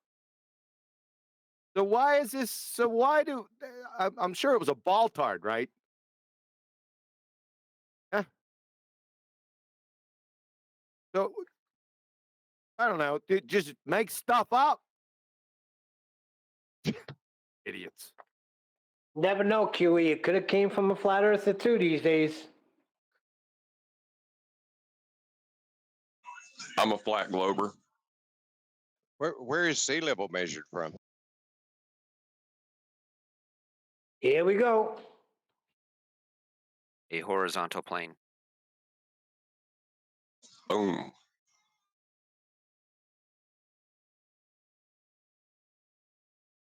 Mean sea level is an average of a 19-year cycle.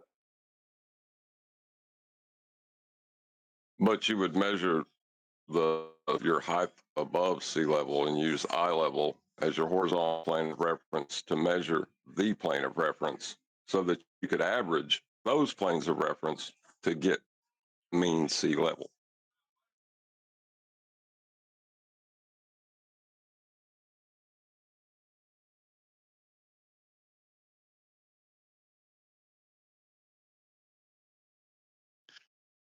So, Nathan, I just wanted to address something I was chomping at the bit to have to say earlier.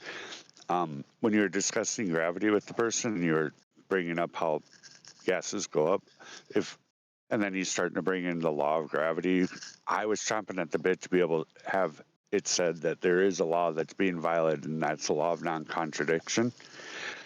At any rate, that's all I have to say. I was lay it out for us. Maybe lay it out. Okay, so the guy was bringing up how things go down, and this is universally true. And you pointed out, no, some things go up. Then he brought in the word law of gravity. And if I would just like, because QE's wonderful at this, and thanks QE for giving me this gift, because I didn't come up with it on my own. Well, I've heard it in life, but I just hadn't been able to apply it in this area until I heard it from you. But that there is a law being violated, so that you could bring in the law of non-contradiction, right? Because that, you know what I mean? So when the Glober or whoever, the person contending, presents as a law this thing, gravity, right? And then reposition back to that individual the law of non-contradiction and point out the contradiction, and then make them acknowledge that it would be a law of non-contradiction. Now they tried to say that buoyancy's figured in with it's stupid, but for the audience sake, maybe, I don't know, especially new people, they're my biggest thought is that we get it clear to new people. That's why I really appreciate you doing the housekeeping questions every morning. It's mostly for new people, because once we know it's flat, we're not going to go back.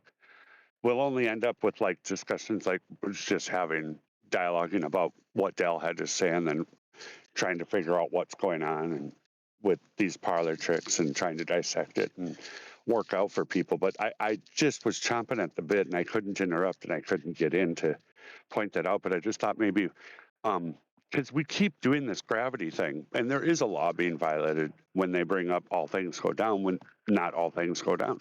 And thanks, QE, again. Is that good? Yeah. Okay. I just wanted to say that. Yeah, because a law should happen always, and it doesn't happen always. Helium balloon, clouds, gas. The guy was comparing gas to liquid. He didn't know the difference between gas and liquid.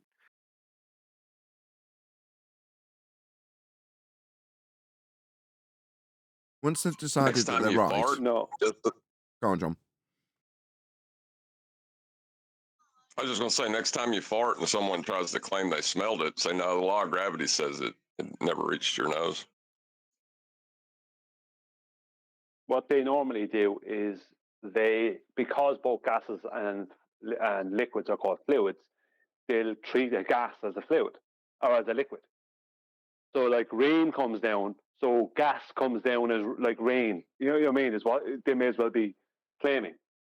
You know, they're completely removing buoyancy and density differentials out of the equation completely, because they need to have a downward gas, a gas with weight. But weight doesn't exist. Weight is just an apparent effect of buoyancy. This is the problem.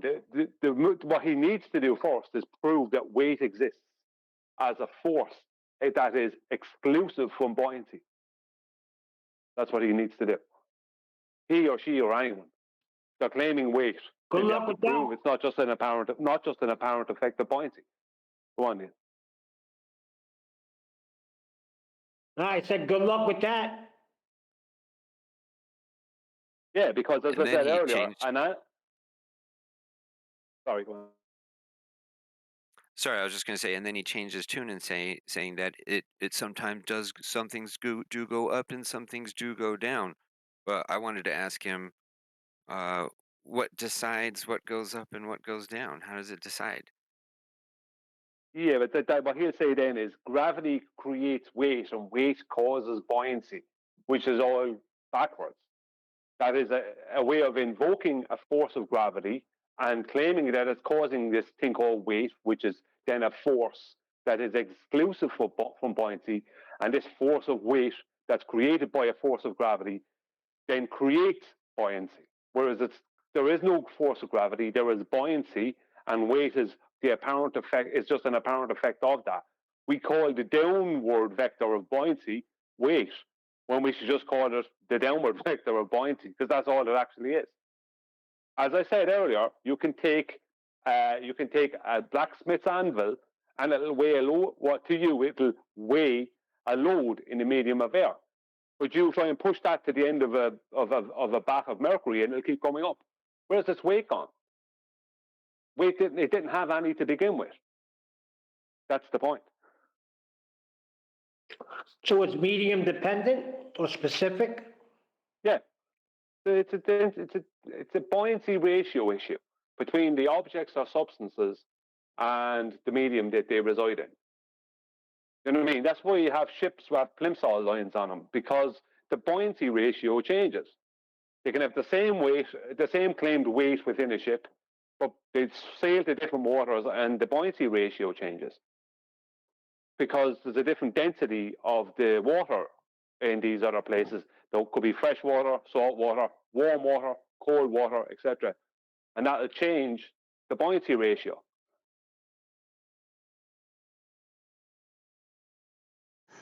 Say, Brian, I just thought of this and it made me laugh.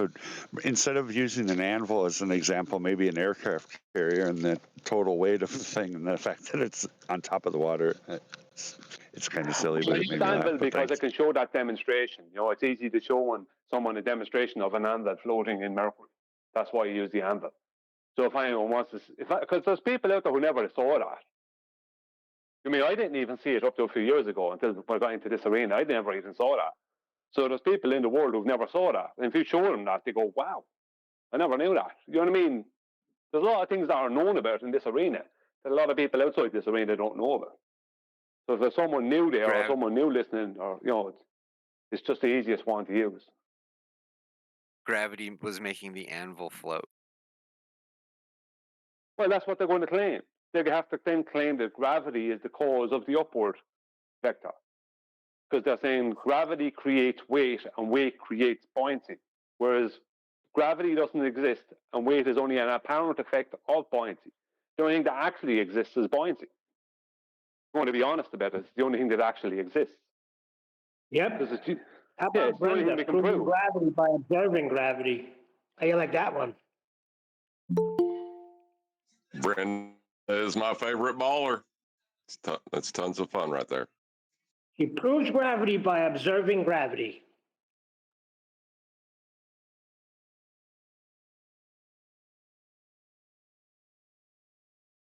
How fun was had by all.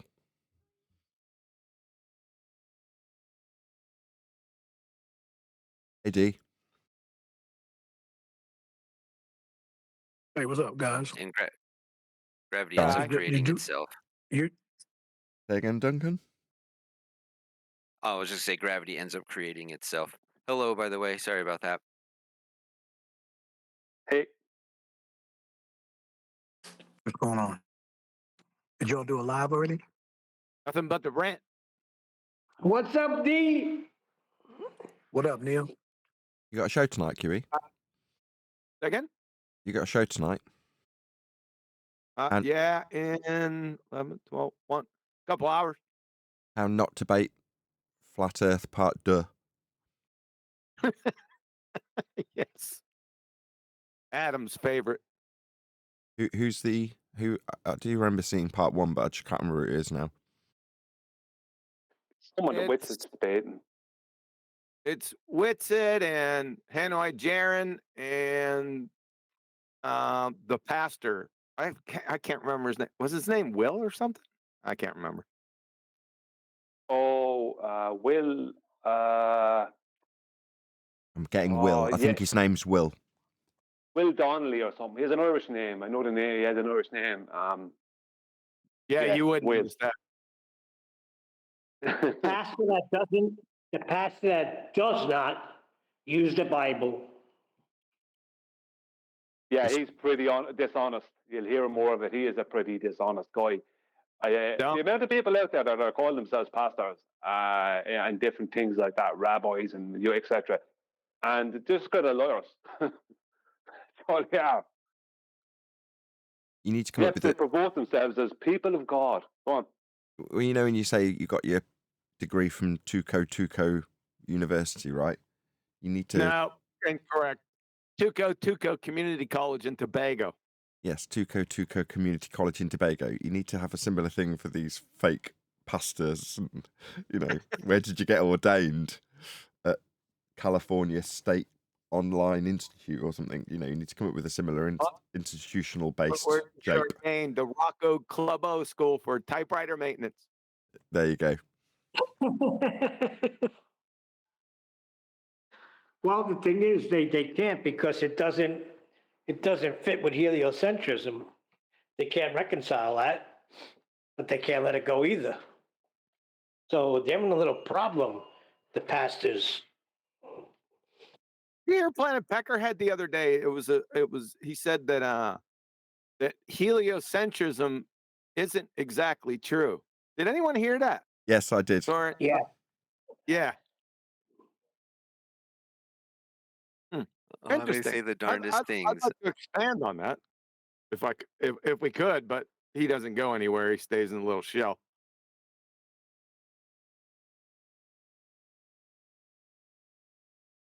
He's going to get another treatment here coming up shortly. Planet Peterson. Yeah, Planet Pecker. Yeah, Peterson. Same thing. Right, it's going to be my cue to round out. With that, I'm going to say another huge, massive, enormous thank you to both Discord and G+ panels for making today's after show possible. And of course, a massive thank you to all of you in either Nathan Oakley 1980 or Nathan Oakley Premiering streams. Hopefully smashing the super chat, liking, commenting, sharing, subscribing, joining as a member, and all that good stuff. I've been Nathan Oakley, and I'll see you all in the next video.